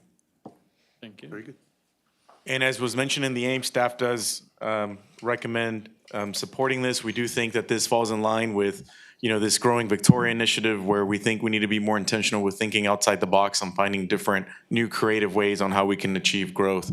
And this falls perfectly in line with that message that the mayor shared last week and that we're trying to be more just intentional of. And again, tonight, we're simply asking for the consent for the creation. There's still a lot of due diligence. There'll be plenty of other opportunities to provide any sort of stop opportunity if that were to be the case. Yeah, obviously, this is step one and many steps to come, so, yeah, absolutely. All right. With that, then, I will entertain any motions with respect to item E2 on our agenda. I move we adopt. Second. Got a motion and second to adopt. Is there any further discussion? All those in favor say aye. Aye. Any opposed?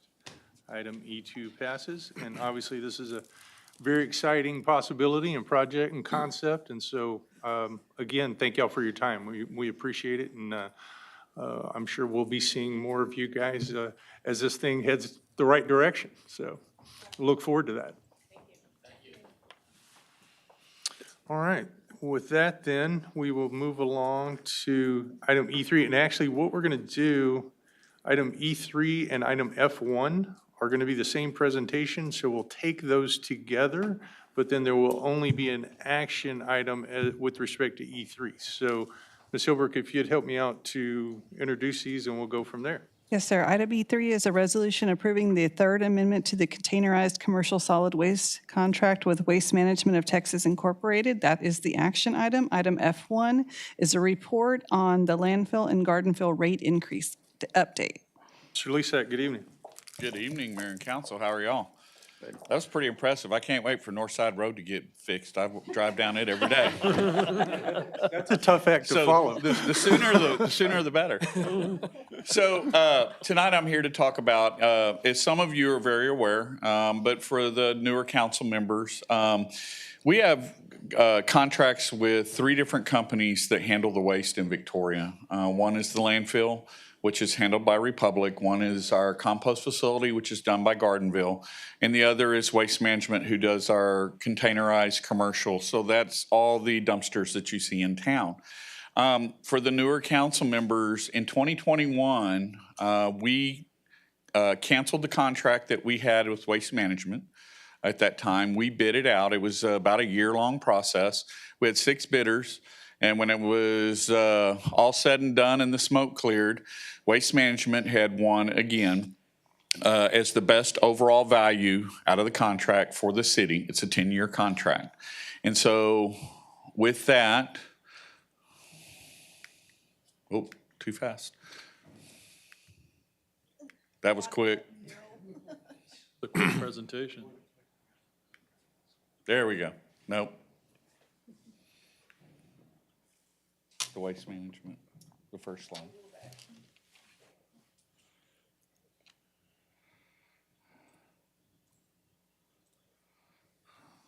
All right. There we go. So Waste Management is requesting a 3.3219% increase. Now, all of these contracts rate increases are based off Consumer Price Index, CPI, that's the out of Houston, Woodlands, Sugarland area. So all our contracts are written the same for on the solid waste side. Waste Management does theirs a little different. Because the dumpsters, the disposal is actually figured into the cost. So when you look at the cost of the dumpster, 60% of it is their maintenance and operation. Costs of running the truck, paying the driver, insurance, all those things. 40% of that cost is disposal. And so that's a pass-through. They don't add anything to the disposal. They just pass that rate straight through. So when you take the two and you add them together, it comes out to the 3.3219% total. So each year I give kind of an example. And so a 6-yard currently, if you have a 6-yard once a week picked up, you pay $149 a month. The new rate will take that to $154, so it's an increase of $4.96 per month for that dumpster. Now, okay, so I mentioned the 4% increase. So Republic's contract is a little different in that they don't do CPI because there's a lot of yellow iron, which is the big dozers and things that they have to purchase. There's the construction of cells. There's environmental costs. There's a lot of things that go into running a landfill. And so their contract allows for them to increase up to 8% in any 2-year period. So their increase this year is 0% for city. Now we have a city rate and we have a third-party rate. So there's no increase for what it costs me to take our residents' trash to the landfill through the solid waste department. However, the third-party rate will increase by that 4%. All of these take effect November 1st. And then last, we have Garden-Ville. Garden-Ville's rate increase is 2.34%. It's based off the Houston, Galveston, Brazoria area. Houston Woodlands area. Used to be Houston, Galveston. So their increase is $51.68 per ton. This is for the brush that goes out there. Their increase is $1.21 per ton. So the new rate will be $52.89 per ton. And I will answer any questions, but we will need a vote because the waste management one has to be approved by council. Any questions? Okay.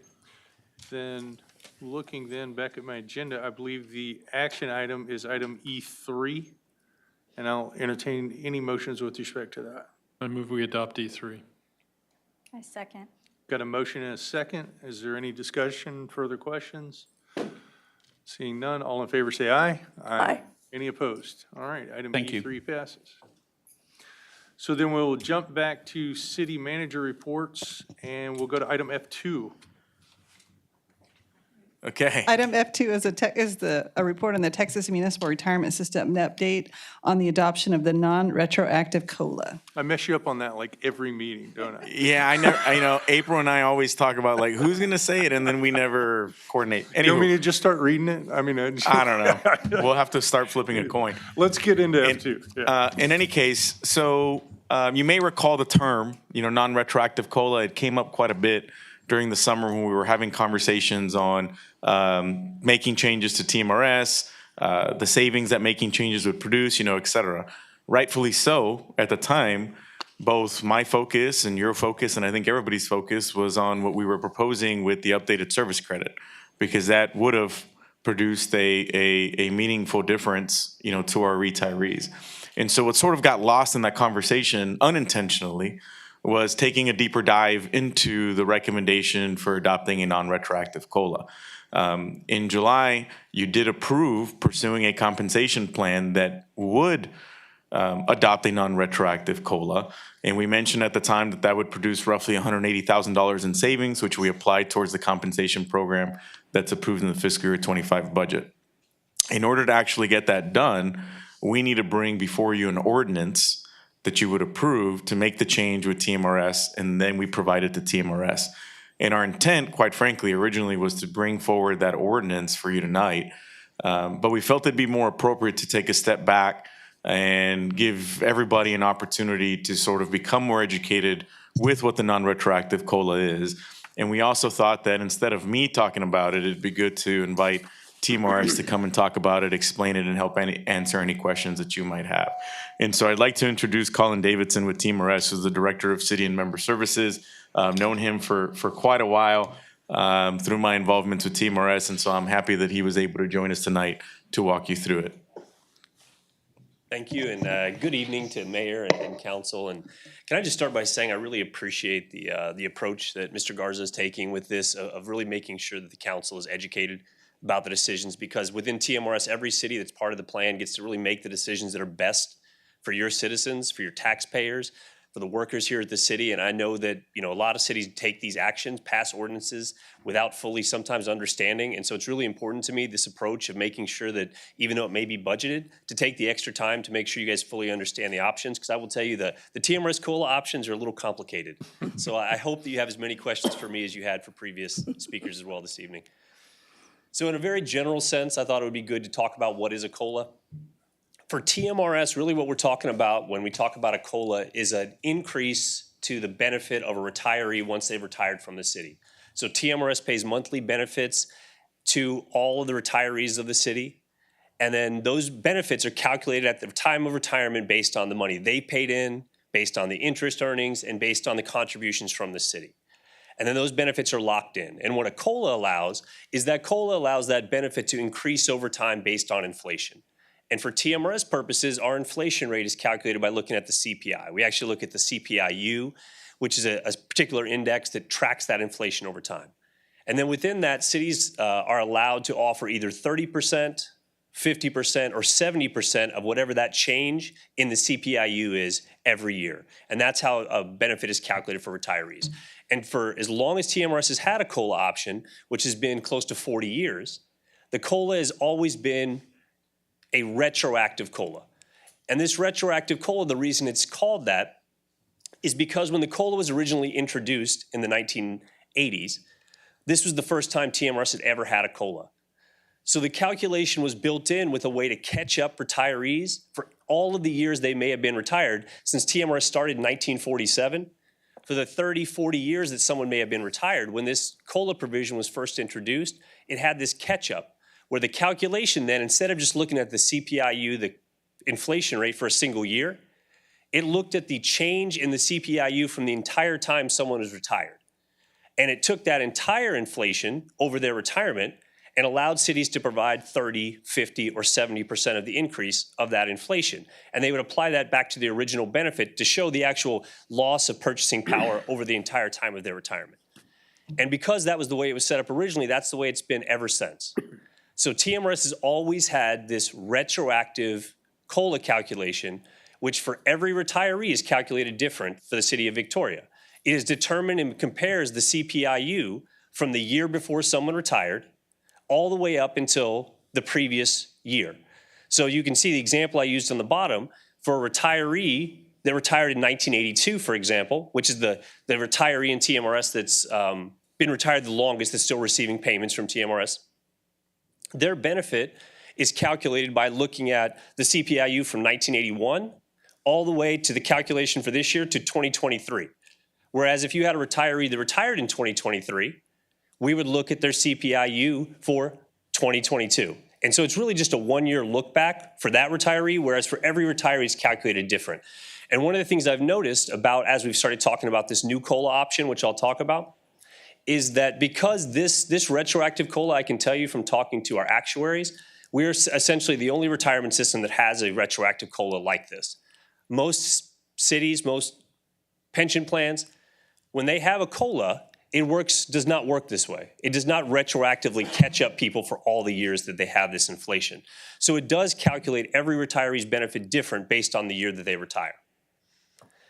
Now, what this new non-retroactive COLA option allows, and I will tell you this was introduced based on legislation from the Texas legislature that was introduced in 2023. And the reason it was brought in is because we did have cities from across the state that were looking for additional options to provide when it came to a COLA. Because especially for cities that have never offered a COLA, if you can imagine right now trying to provide a COLA to your retirees, and if you wanted to provide it, you'd have to catch up all of them for all of the years they haven't had a COLA. And so it was really expensive. And so when this legislation was introduced, it offered for the first time cities the opportunity to offer this non-retroactive COLA.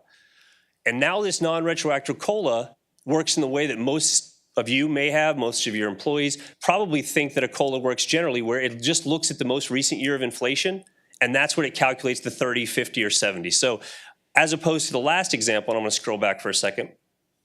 If you look on the bottom, I showed that for 2025, when this benefit is calculated for retirees, somebody that retired in 1982 would receive approximately a 3% increase based on a COLA, whereas a 2023 retiree would only get a 2.35% COLA. If you look, though, now with the retroactive COLA, that 2.35% would apply to all your retirees, no matter when they retired.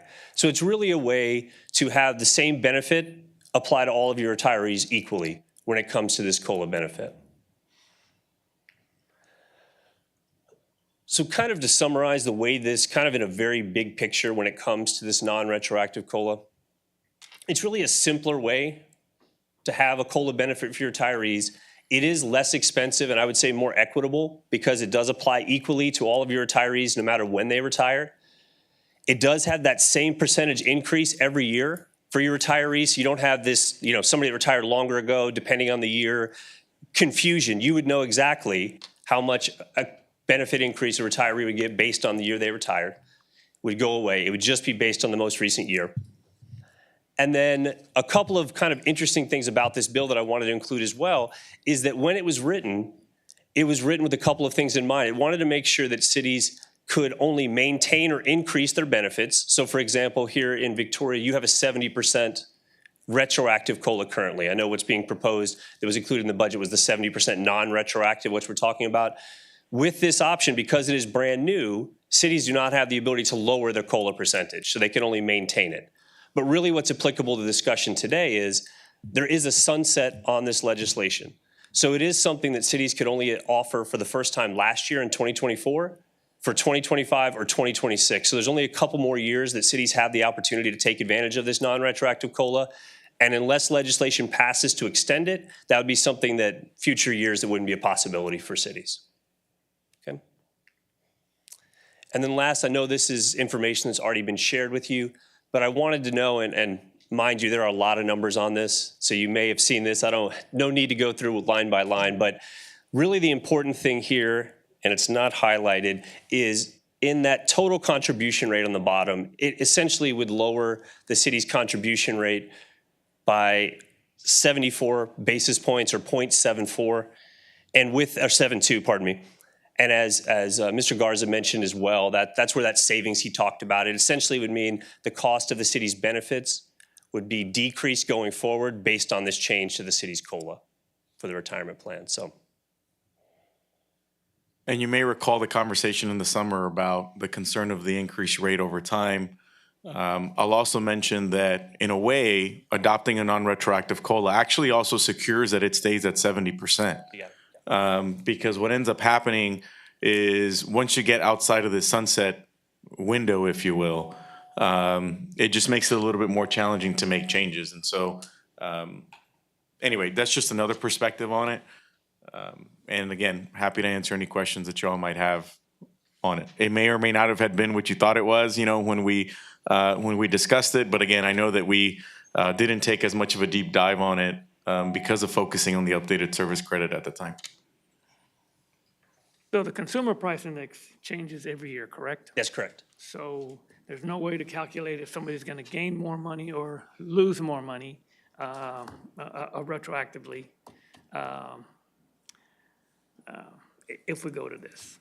Yeah, the first part of your question is correct, is the CPIU, it is going to fluctuate every year. And obviously in times, as we know in the last few years of high inflation and times of low inflation, so that number is just going to be affected by the price of goods, essentially is how they calculate that.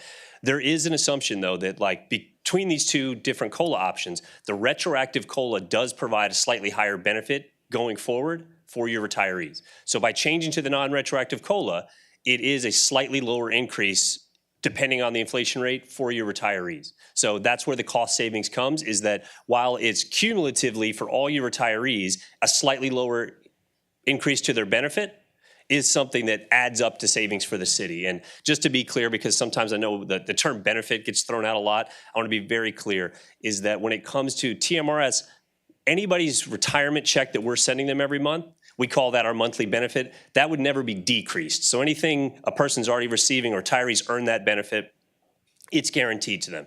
Any previous times their benefit has been increased based on a COLA, that's guaranteed to them. The only thing we're really talking about here between the two is that with the non-retroactive COLA, since it doesn't go back and fill in and retroactively update their account every calculation, the expectation is going forward that the retiree would receive a slightly lower increase to their benefit year over year, depending on the inflation rate. So does that answer your question? Yes, sir. Okay. Could you go back to the slide where you show the 2023 and the, Boy, last time I tried to do this, I got to executive session, so let's see. Is this right 2020? there. Yeah. now, if the inflation for 2023 was 4%, would the person in 1982 get 4%? If the inflation rate were, would you rephrase that question again for me? Okay, the way you have it stated, the inflation for this retiree in 2023 was 2.35. Let's say it had been 4%. Okay. Would that change for the person in 1982? Yes, so it would. So the person, in this example, the one of the main differences, that person in 1982 was always going to be higher. So essentially what we would do is the whatever that 2023 is, because you have to remember for the non-retroactive calculation, that year is included in the retroactive calculation. So the non-retro just has the 1 year. It looks at just a single year's inflation rate and says, okay, we're going to give you an increase based on last year's inflation. Whereas the retroactive COLA not only uses that, but they use that as the end point. They go all the way back then and go all of these other years, what was the inflation that we missed out on, to restore that purchasing power for the retiree. And so that's where that difference comes from. So this number, though, it just evened out. I'll be honest, I rounded up to 3%. It was like 2.974. And I thought it would just be cleaner to be 3%, so it is just slightly different, though. Does that answer your question? Yes. Okay. Any other questions? I have a question. So to fully understand the implications of this change, could you provide us with a worst-case scenario? Because you used the term slightly lower. Slightly lower is pretty ambiguous. What would that look like for someone retiring in the next year with a non-retroactive COLA? What is that proposed change? How does that affect their long-term pension sustainability? No, it's a fantastic question. I generally hate using terms like slightly less. The problem here is that we are dealing with assumptions. So what I was able to do is looking forward. So let's say you make this change and you calculate this going forward for two different people that retired. If we use our inflation assumption, which is what we use for all of our calculation, which is 2.5%. So keep that in mind, and I'll extrapolate a little bit more. You're really talking about, for the COLA, you're talking about in the first 10 years, it would be a difference of 0.66%. So that means less than about a 0.5% difference for the retiree based on the two different COLAs. So 0.66% is the difference for that person. Over 20 years, it just continues to kind of increase over year. So the first year would be a 0.01% difference. Year two would be a 0.04%, because again, as that retroactive just kind of, again, starts to be a little bit higher over time. So in a year one, that would be 0.01. So I think your overall point, though, was what's the worst case scenario? The higher that inflation rate is, the bigger the difference is going to be. So in my assumption of 2.5%, if inflation for the following year is 10%, 8%, that gap is larger because the calculation differences. So those are just based on our assumptions, but it's going to vary based on the actual inflation rate. And it would be a lower difference if it's less than 2.5% in a given year. And just to be clear so that I understand, Sure. Current retirees who potentially are on a fixed income, moving to the non-retroactive COLA, how will that impact them in the scenario that you just described? None of our retirees are on a fixed income right now because we already offer the COLA. Well, I understand that we already offer the COLA, and I understand what you're saying. But what I'm saying is if they're counting on this particular amount for their living expenses, how does that impact them moving forward if that increase isn't there? Or is the increase there for those that have already retired? I just want to better understand it. Yes, so it would, if you make this change, it does affect all of your retirees. So it's not like from this point forward. So if this takes place for 2025, the COLA calculation for every retiree for the city of Victoria will be using the non-retroactive calculation. So that would be the calculation going forward, no matter how long they've been retired. So everyone will be affected by this going forward. And just to make a point, I know that I use kind of those generalized examples. I did run a report just to kind of show this is for every retiree, because I talked about how you have a retire from 1982 and current retirees. And instead of talking about, because I think it's a really valid point when I say it's a minimal difference or a very small difference. Like if it's my check, it matters. So if I'm getting a lower increase, what are we talking about here? May not be minimal to me. And so just a few examples, and this is for your longest tenured retiree, which would see the difference. Under the two COLAs, it'd be a difference of an increase of $13 less per month. So the person that's percentages affected by the most would still get in this example, still get a $60 increase or a $50 increase as opposed to a $63 increase based on the COLA. Another, at the same time, we're talking about a $1 difference, a $7 difference, a $6 difference, a $3 difference. So without going through, you have quite a few retirees. So I won't go through 22 pages of those. But I hope that kind of gets to your point, because I completely understand what you're saying. I mean, this is talking about, the expectation is that the calculation would be a slightly lower benefit. But when we're talking about people's paychecks that they've worked for, it makes a difference. Thank you. Sure. Any other questions? All right, well, thank you for the information. Thank you for answering questions, and we certainly appreciate being further educated on this. And as I started that conversation, the budget was approved, taking into account this change. So the next step would be to bring the ordinance before you for consideration. Very good. Thank you. Going back to the agenda then, Mr. Garza, why don't we bump up item F4? I know there's some people here on that probably have some travel to do this evening and would appreciate that. As much as we love Chief Young, they probably don't want to listen to his presentation. He's staying in town. So anyway, why don't we bump that up and we'll go to item F4. Do you want me to read it, or how are we going to handle it? I don't know. It's on the Public Safety Headquarters. There we go. Perfect. Update on construction of the Public Safety Headquarters. Mr. Farrell, how are you? Good evening, Mayor and Council. Thank you for letting me come and talk with you a little bit tonight about Public Safety Headquarters, a topic I know you haven't heard anything about recently. So we felt like you should probably get a little bit of an update on this. And it's good to move it up ahead of Chief Young because we like him so much, it just gives us more time with him. So I'm going to go through a brief introduction of kind of how we got here. And then tonight we do have folks from AGCM, from FGMA, and from Spa Glass. They'll all talk to you about the project. So as you may remember, we started the project in October of 2022 by initiating an agreement with FGMA Architects, or FGMA, and RMA for design.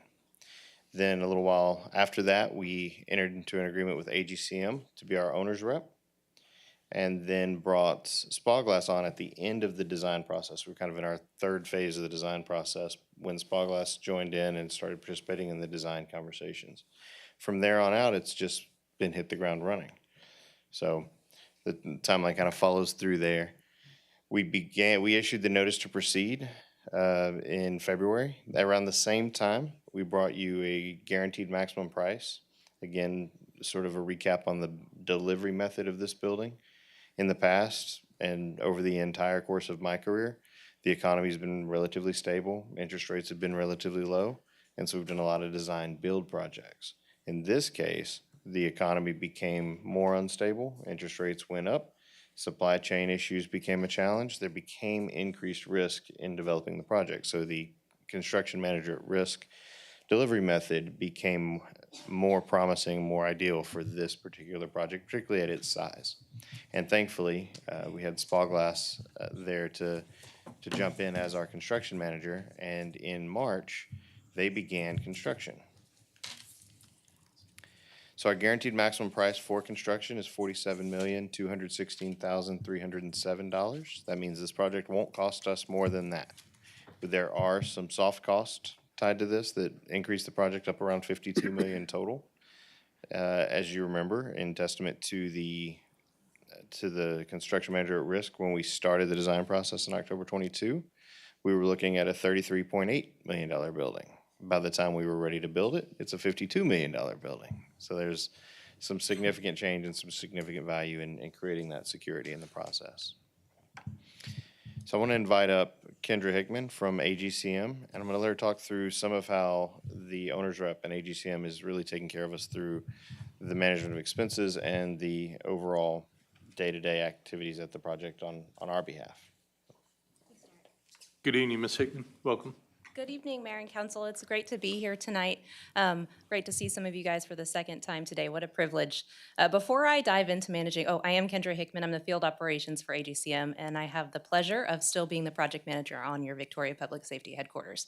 I am also here representing Mark Stein. He's my boots on the ground guy every day, but he got the night off, so I'm really happy for him. Before I get into this, I think that it goes without saying, probably across the board with the team, we call this the Unicorn Project at my own company because there's been a really collaborative effort between FGMA, the city, and Spall Glass, and RMA Architects as well. And it's truly a project that I actually haven't seen go, I wouldn't say smoothly, but to have all the conflict resolved in such a sort of seamless way. So it's really a testament to the team. So I will talk to you about the buyout process first. And as Derek said, this project is a guaranteed maximum price. So that means we have that top limit of the budget.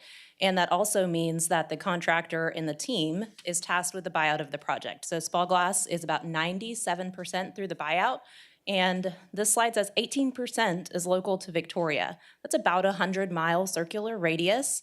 And that's through all of their subcontractors and suppliers. So that's probably a little over and above what we actually anticipated it. Some of the local subs are Lester out of Port Lavaca, I believe is where Lester is from, Kelly Painting and Drywall, and a few other ones that Mike and CJ may mention. So the buyout process, the procurement of the subcontractors and the execution of the purchase orders is what that process is. And it's a really big sort of monumental task that sort of is the theme throughout the whole first portion. So they go through every single scope of work. They already have been working with some of the contractors. They find new ones. And then they, scope by scope, present it to myself and the design team in some cases and the city. And we actually review every bid that they received, every price that they received, and every scope of work that they received to ensure that it is either within the scope, missing scope, reconcile it with the GMP cost, right? So in some circumstances, it's over, because a guaranteed maximum price is budgeted and sort of signed on the dotted line before construction documents are totally finished. So sometimes it results in an overage of cost, and sometimes it results in a surplus of cost, which is great. Right now, there are anticipated savings in that buyout process, so we call them buyout savings at this point. And if you remember, when the GMP amendment was brought to you back earlier this spring, we actually changed a little bit of the contract language that allows any buyout savings at the end of the project or at the end of the buyout process to go 100% back to the city. Before it was a 75-25% split, now it's 100% back to the city. It's about 97% through the buyout process so far, so we're really close. So we're hoping in the next couple of weeks, maybe a month or two, we'll be 100% finished and be able to provide that final buyout savings to you. Along with the buyout savings, in a GMP, there is a contractor's contingency. And that's just because of the risk that they assume, signing on the dotted line with a maximum price before design is finished. We do foresee some savings at the end of the day, also coming back to the city from that contingency allowance. Like I said, there is always flexibility in it because we're not 100% through the buyout process, but just know we're doing everything we can to review every single scope. I think we're on buyout package 37, maybe 36 or 37, so it's very, very thorough, and it goes through about 4 different layers of review before they can even sign a contract with any subcontractor or supplier. Along with that, even though we just broke ground in March, there's been substantial progress, which some of you may have seen driving by or on the site. There is about $13.1 million that's been invoiced as of last night, so that's through the end of September. And there's $34 million remaining. So that's rapid progress in just a few short months. And how does this all happen? I talked about the layers of review when it comes to the buyout process, but that process carries over into the actual construction and the bricks and mortar of the building as well. So we have a few different components of quality control and quality assurance, so that at the end of the day, there are the checks and balances between the contractor, the design team, and meeting the city expectations, really. So Spa Glass provides quality control and their own level of quality assurance. They're directly responsible for that in the scope of their contract, and they do it by a really well thought out 3-phase process. And they might elaborate on that a little bit more, but I really enjoy their process because it is sort of pre-construction, and that's pre-construction and then initiation and then a follow-up phase. So pre-construction is their submittals. It's their RFIs. It's going through with a fine-tooth comb and really identifying what's supposed to be in the project and then implementing it. It's pre-installation meetings, which is bringing all the subcontractors, ourselves, the engineers, the testing lab, all together in a room and going through the actual requirements and the actual submittals. It's worked really well so far. And then once there is sort of an initial phase of work performed, they have a follow-up process in the field on that. And so they don't let 50 windows be built without performing some level of quality control in the first few windows that are assembled. When we're not at windows yet, but that was an example. So then, of course, at the end of the day, they follow through in the follow-up phase, and they're going through and they're making sure everything was installed correctly, all the testing is done, passed, and documented. Also communication. I said it before, we call it the unicorn project. That's not as corny as it sounds. I don't know why, it just is that way, but Spa Glass does an excellent job of communicating with the city through a series of meetings and just constant conversation. We also have Terracon on board. They fall under that soft cost, so they're not in the GMP. Terracon is your materials testing laboratory. They're a level of quality control and quality assurance on the building. So they're doing materials testing in the field and then also in the lab. You have commissioning as well. Commissioning is actually a long process, and so that's going to be all of your MEP systems that are required for it to have commissioning, as well as building envelope to have that added layer of building sealant, checks and balances. So that process started probably 7 months ago, pre-construction or when construction was just getting off, and so they're very familiar with all of the submittals I mentioned Spa Glass is doing and the expectations there. And it's another communication loop, so they're going to come in at the end of the day also and make sure every system is functioning in the building the way it is planned to function. And then you have AGCM as your owner's rep. I mentioned Mark Stein, my boots on the ground. He's sort of the core of our AGCM team out there, but he's on site nearly every day. He's at all of the major events, all of the meetings, and he's doing all of the day-to-day observations. And that includes quality assurance reporting. Because of the communication, a lot of the things are handled at the field level. So we don't have to do multiple reports if Spa Glass is communicating with Mark and Mark is communicating with Spa Glass. So we always strive to handle things in the field before they get bigger and bigger and bigger, because we don't want anybody to do work without us sort of seeing it and understanding that it's correct. We don't want anybody to do rework. And along with us, it's communication. I'm hopeful that everybody's able to communicate as much as they want to with me and Mark. But really, this project is quite successful so far when it comes to the quality of the building. Thank you. All right, thank you. So, before I call up FGMA, did you guys have any questions for Kendra or any of the process that we've gone through? Okay. I do want you to know, so I go to the site about every 2 weeks, but AGCM is there daily. And then on the weeks that I'm not on the site, I meet with AGCM and they catch me up on whatever they saw on that off week. So they have been a tremendous value-added investment in this project, and so we're grateful for them. So I'll invite, I think Brian Mead is going to come talk about, they were initially the folks who created the design, but as you know, when we design things on paper, they don't always go that way when you want to build them.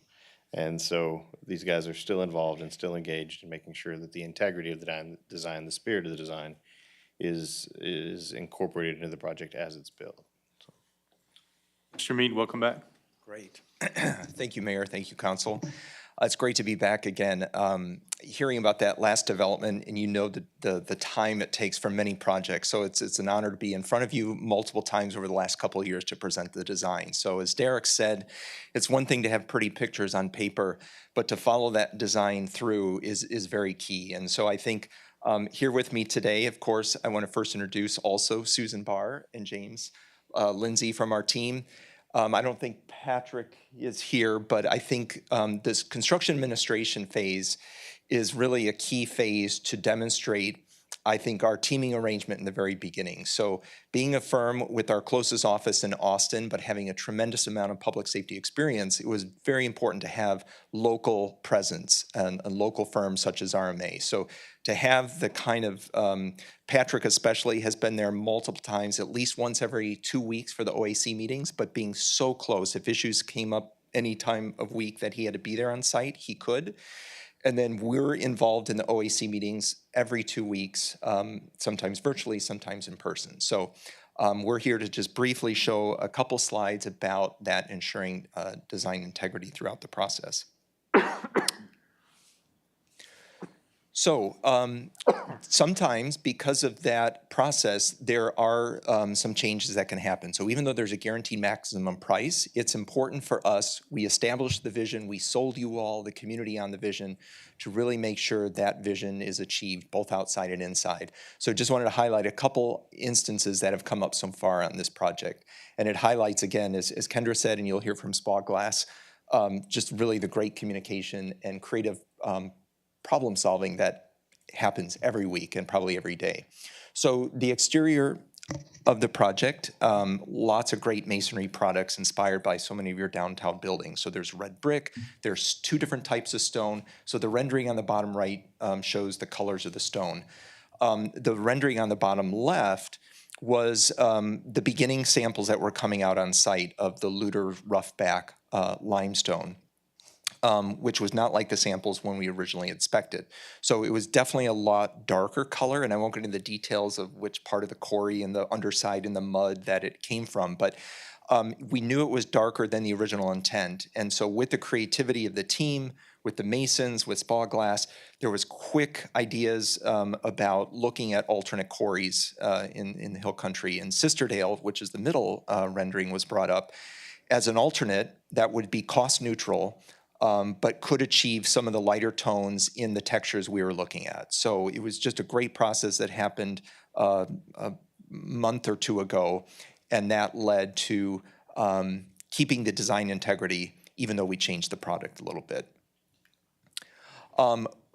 That was also achieved as part of the site mock-up. So a lot of times projects, especially of this importance and scale, you don't want to just do and figure out all the final details on the building itself. So in our specifications, we did call for full-scale 100% mock-ups to be done. And those of you that may have been on site today, in the far, I guess it would be southwest part of the site, as you start going behind the trailers, there was the middle picture, and the 2 pictures, there was the mock-up. So it's always fun to kind of see this example where we take all the different most important critical parts of an exterior building, which is the drawing on the left, and we try to create within the smallest amount of space to build.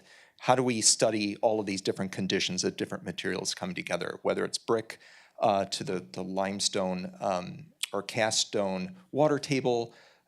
Is the window is the middle is one of the big features of your east elevation, so we're able to look and approve mortar colors for both brick and limestone. We're able to look at some of the details of how the window surround of the jamb is going to work with the brick and against the water table. And then we can also look at this, not on that photo yet, but the metal panel and the what we call glass fiber reinforced concrete, GFRC. That'll be another detail. So all of that really helps confirm all the colors, all the exact details before all the quantities are approved that'll actually go on your building. So really important process. And then I think the last slide here is just furniture planning and coordination. So you saw the slide from Derek earlier about all of the construction costs and soft costs. So FF&E, furniture, fixtures, and equipment is falling under those soft costs. And so as a whole team, FGM also has a service to help with furniture procurement and planning. So we're really helping to explore how much of any existing furniture might be able to reuse. So there's been a furniture inventory that's been done, which I know you can't read the chart on the left, but it's an example of going through so many different spaces and rooms and basically categorizing all the different furniture and what can be saved, what's long-term usefulness, and then what has to be brought new. So we can really hone in on that furniture budget. And then, of course, it's just the furniture plan on the right that shows the different colors of different departments in the different types of furniture that they'll need. So again, it's been a tremendous, important project for our firm, and it's great to be down here and see how important it is for your community as well. And with that, I will turn it back over to Derek. Thank you. Do you guys have any design questions before Brian goes back? Yeah, thank you for the information. Appreciate you being here. Thank you, Brian. And I think it is critical to acknowledge, that they started with paper and mock-ups and plans, and they're helping all the way through planning what's in the building. It's not just the building, but also making sure what furniture can we reuse, what furniture do we need to buy, and getting a real feel for the interior of the building.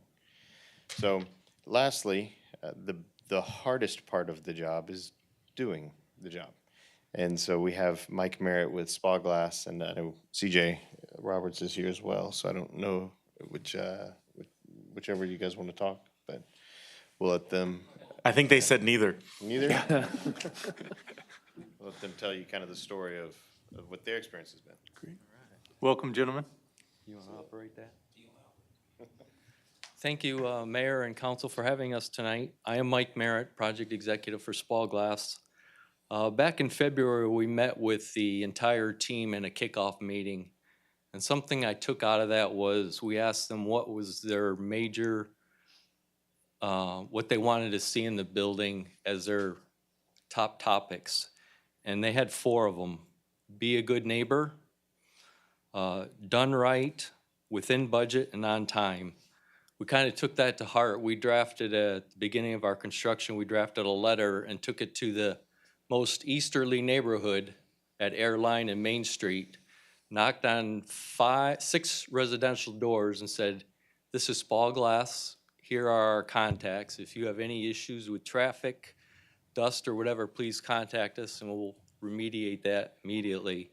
The neighbors were very appreciative, and I think there may have been a couple calls made or emails sent out by one neighbor, but we took care of all that, and we haven't had any issues since. So it's probably been 7 months taking consideration into that.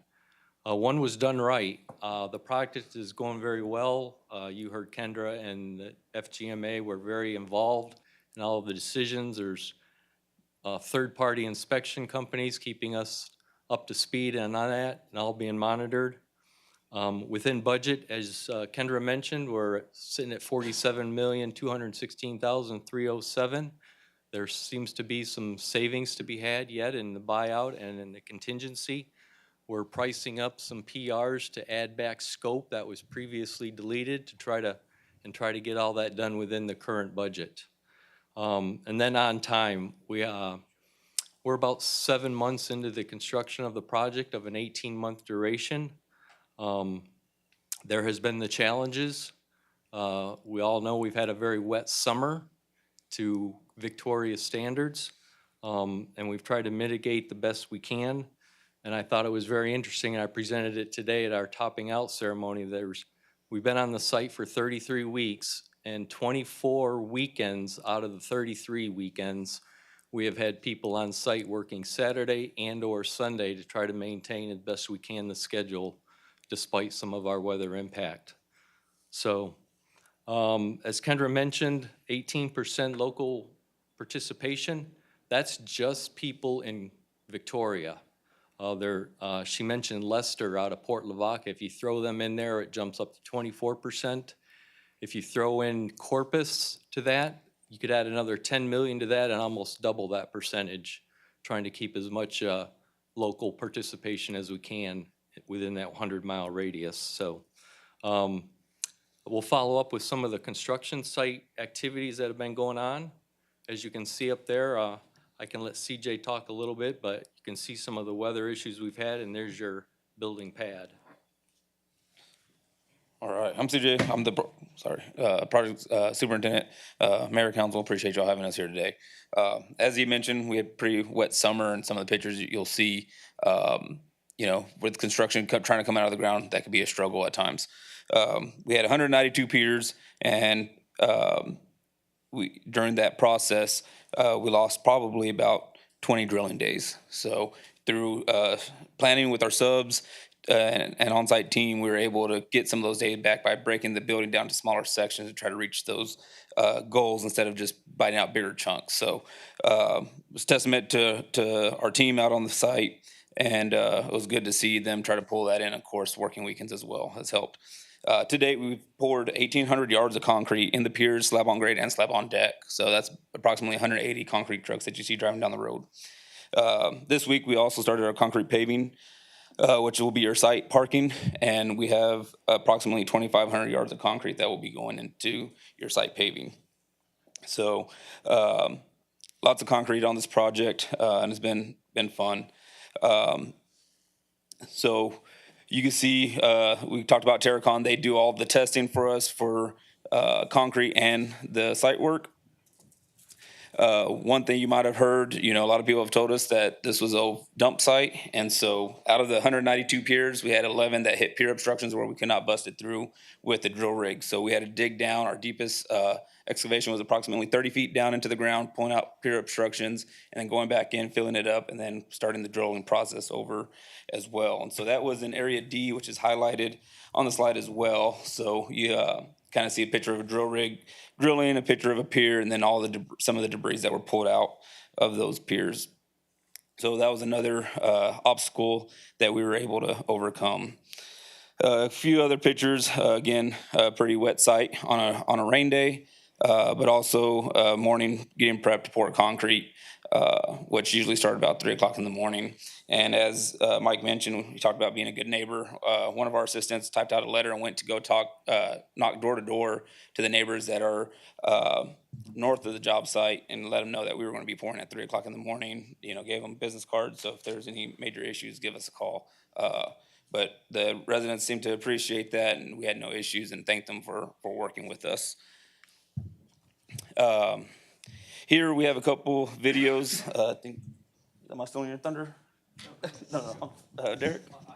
So, here we have a couple of videos the city did one about a week and a half ago, and one we did yesterday.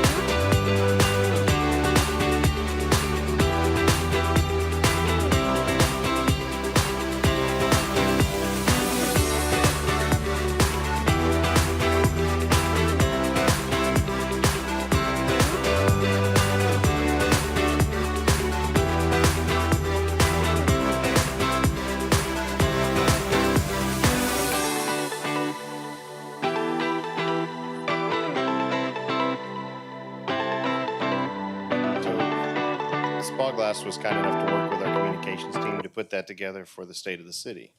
But at the rate that the building was moving, the communications folks in Spyglass worked to do that as quickly and as close to the state of the city as they could. That was about a week, that footage was about a week and a half ago, maybe not even that long, right? But then yesterday, they took and flew the drone, and today you all saw the building if you got to go to the topping out ceremony. And you'll notice a remarkable difference in the footage from yesterday. Oh, go back. I'll try to point out, Area D, which is the last area of the building, in that video there was just a slab 1.5 weeks ago. And with this new footage, you'll see the change in that pretty drastic.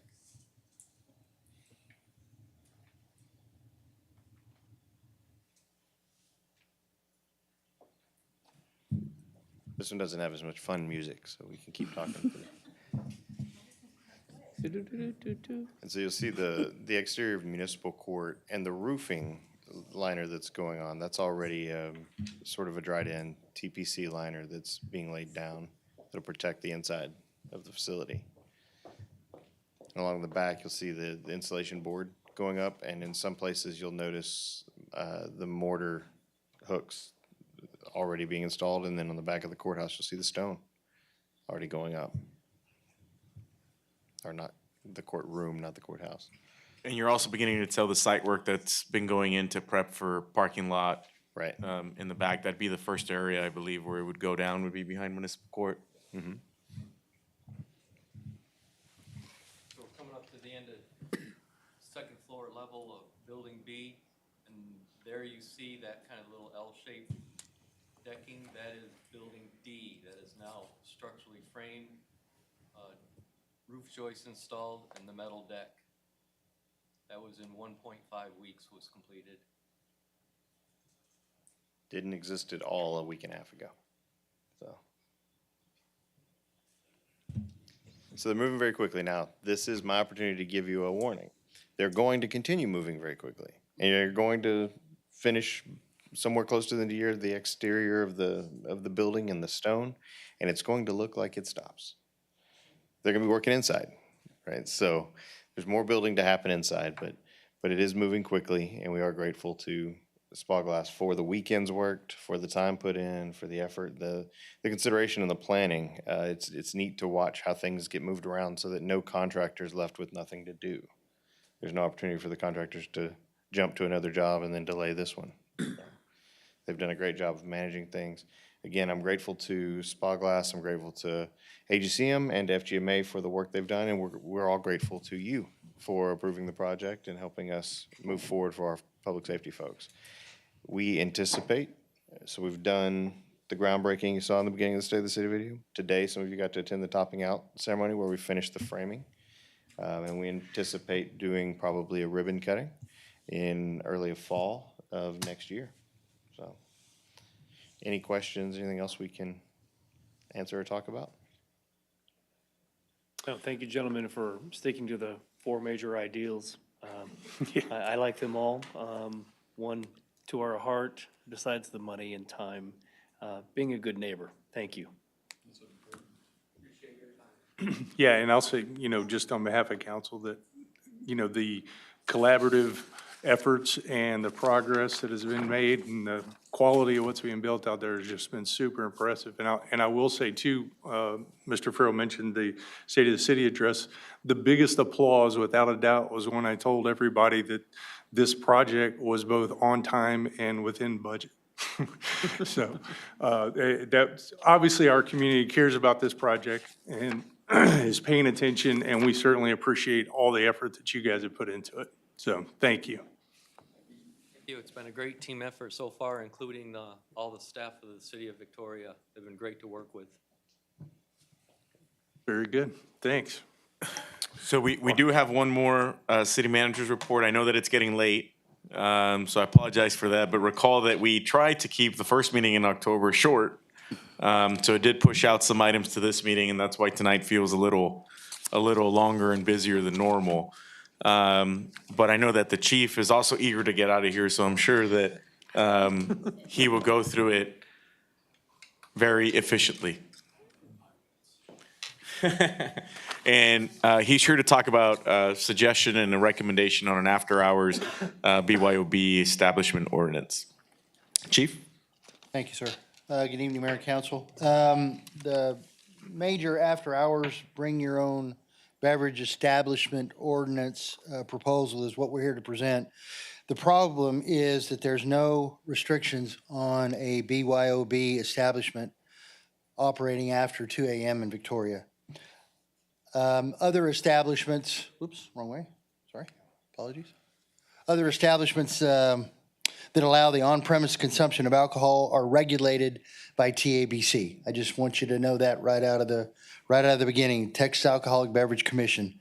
BYOB establishments are not regulated by any on-premise consumption.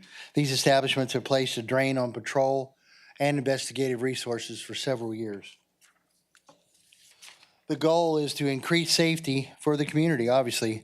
We would like to propose that the adoption of a city ordinance that prohibits BYOB alcohol establishments from operating in the city of Victoria between 2 a.m. and 7 a.m. The ordinance would also make it unlawful to remain on the premises, including the parking lot, between 2:30 a.m. and 7 a.m. Adopting this ordinance would increase the safety in the community and our officers. Punishment would be between $1 and $500 for violations of this Class C ordinance violation. BYOB stats. Calls for service, as you can see, are about 565 calls between 2 and 4 a.m. 2 and 4 a.m. is the window that we're actually focusing on, not 4 to 7, but 2 to 4. 57% of the calls for services are during that window. Incidents or cases are 56%. Weapons violation, out of 27, 9 of them are occurring between 2 and 4 a.m. Assaults, only 4%, but the fights are 71%, which over half of them, 36 of that 51, are fights between the 2 and 4 a.m. hours. There's an example, one of the clubs that we have currently opened in June. Since then, there have been 26 calls, 9 are fights. 8 of those are for intoxicated individuals and or people refusing to leave, and 13 of that 26 are during that 2 a.m. to 4 a.m. window. Basically, they'll leave a TABC regulated establishment for the after party at 2 a.m. because TABC is regulating them to close at 2 o'clock. Then they'll go to another one of the venues and drink on and get more intoxicated, causing more and more problems for our staff. Other cities that have these ordinances, as you can see there, I'm not going to read them to you, but it seems like a majority of Houston, Irving, and Lufkin have looked at 2023 to establish. We're trying to get out in front or trying to get ahead of the project, get ahead of what the problems. We're spending a whole lot of times at the clubs. The after-hours clubs are really hurting our resources. But the summary is, it's pretty easy, that BYOB establishments are allowed to operate without TABC or any kind of local regulation. Calls for service at these establishments have placed a significant burden on our resources, and their proposed ordinance would prohibit operations of BYOB establishments between 2 a.m. and 7 a.m. The effect of this ordinance would be an increased safety to the officers and to the community and the strain on the PD resources.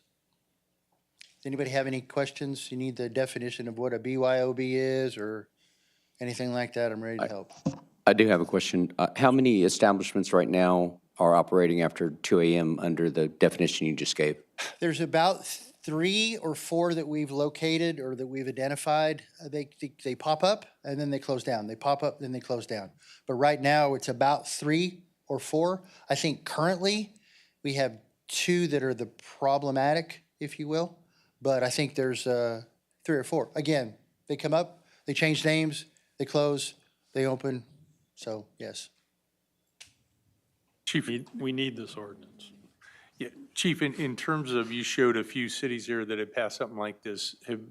I'm assuming that, and you guys looking at this, that these have made a difference for these cities and for these forces in terms of number of calls, resources, all of the things that you mentioned. I can tell you one that's not on there, and that's Dallas. Okay. I wish they had one. Spending time in homicide, we would go from that 2 to 4 o'clock window at the after-hours clubs, and that's where the killings were happening. That's where the murders were happening. So I don't know if that is an example of this or we're to that stage, but it just develops additional problems. And that's why, thank you, sir, we really need this ordinance. That's why I'm strongly advocating that we do something with it to get out in front of it. Look, I mean, Houston, not until 23, Irving, not until 23, but they're seeing the problem. We're already seeing that problem here, and it's draining our resources tremendously. Ms. Lacey, just a question in terms of moving forward, if we were to move forward with something like this, what kind of, I'm assuming it's an ordinance, it'll take hearings, what kind of time frame would we be looking at? Ideally, so we have a draft ordinance that we've been working with the chief and outside counsel to draft. There's a little bit more work that we think needs to be done, but I think it's very reasonable, assuming that the chief agrees that we could bring it before council first reading at the next meeting. Give us a chance to present it to you guys. Second meeting in November would be the second and third reading. And then it would have to wait 10 days to go into effect. And so you're looking at basically early to mid-December at this point, assuming that it went 1-2 as it normally does. Full support, of course. Yeah, I agree. Just for argument's sake and argument's sake only. Yes, ma'am. Because I do fully agree. I just want to kind of explore this a little bit more. To expand on what Councilman Kidder asked regarding the number of establishments, are there any establishments currently that have longevity without that type of need for call, where maybe the ordinance could include some sort of exclusion for a particular establishment's length of time in business, and that the BYOB stops at a certain time, but perhaps they're able to stay open longer if they've not had any police call-outs, any type of negative? And I'm not advocating for it, I'm just asking. Just Well, asking. the ordinance that's the rough draft or the preliminary, if this answers your question, it will not affect a temporary or permanent residence, an establishment operating by a government entity. So there are built-in restrictions or built-in We have built-in exceptions. Well, yes. Yes. We have Okay. built-in exceptions. Thank you. Absolutely. Okay. Chief, thank you very much. Yes, sir. We'll look forward to seeing what you guys come up with and bring to us. Sounds like something that we need to take a serious look at. So with that, then, I believe we have reached the end of our agenda. I understand that we will have an executive session. I believe we still do, yes, sir. Okay. We will adjourn the public meeting. Why don't we take a 10-minute break and then we'll reconvene into executive session at that time. Okay. City Council recess for executive session on the 15th day of October 2024. Deliberation is as follows: Texas Government Code 551.087, 551.072, and 551.071.